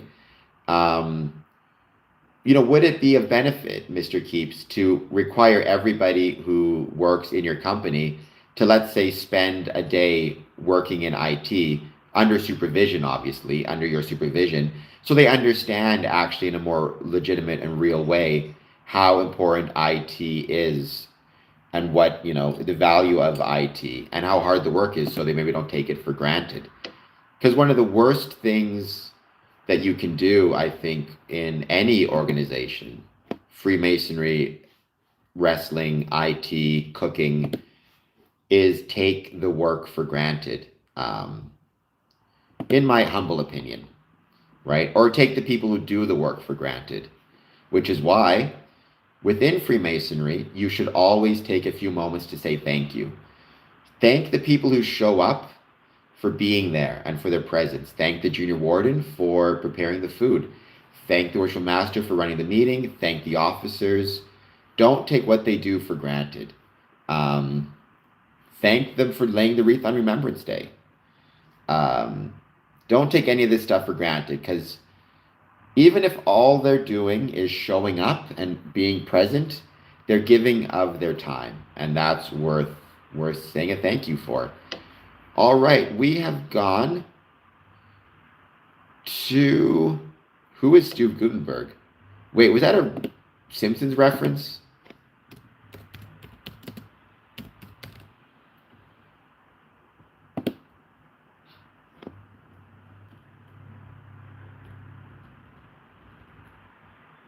Hey, I love Apple. It's funny, I don't even use any Apple technology.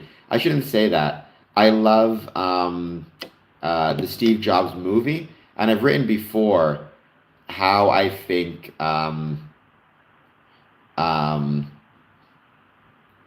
uh, what was I saying? How I think some of the lessons from Apple and Steve Jobs and his management style could be of benefit to Freemasonry.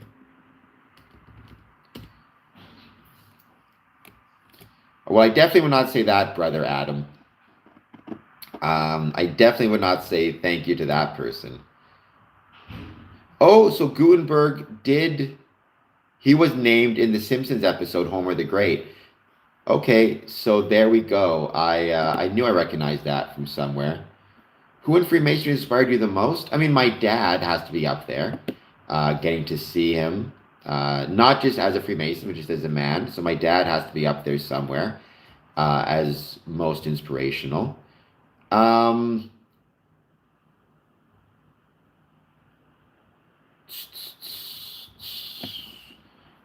beyond that, I mean, there's a lot of historical figures: George Washington, Winston Churchill, Prince Hall.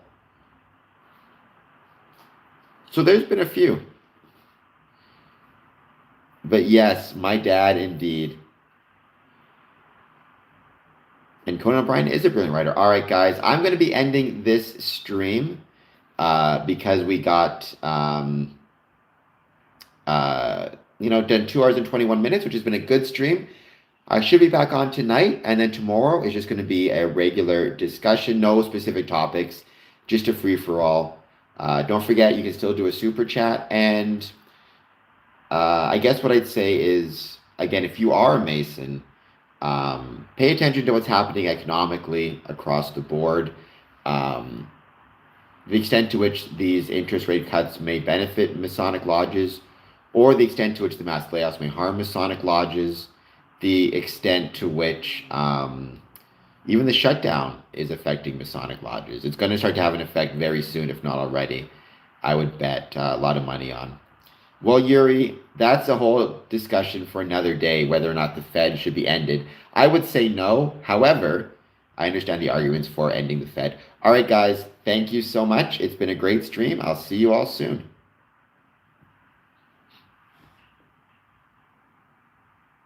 And happy Halloween.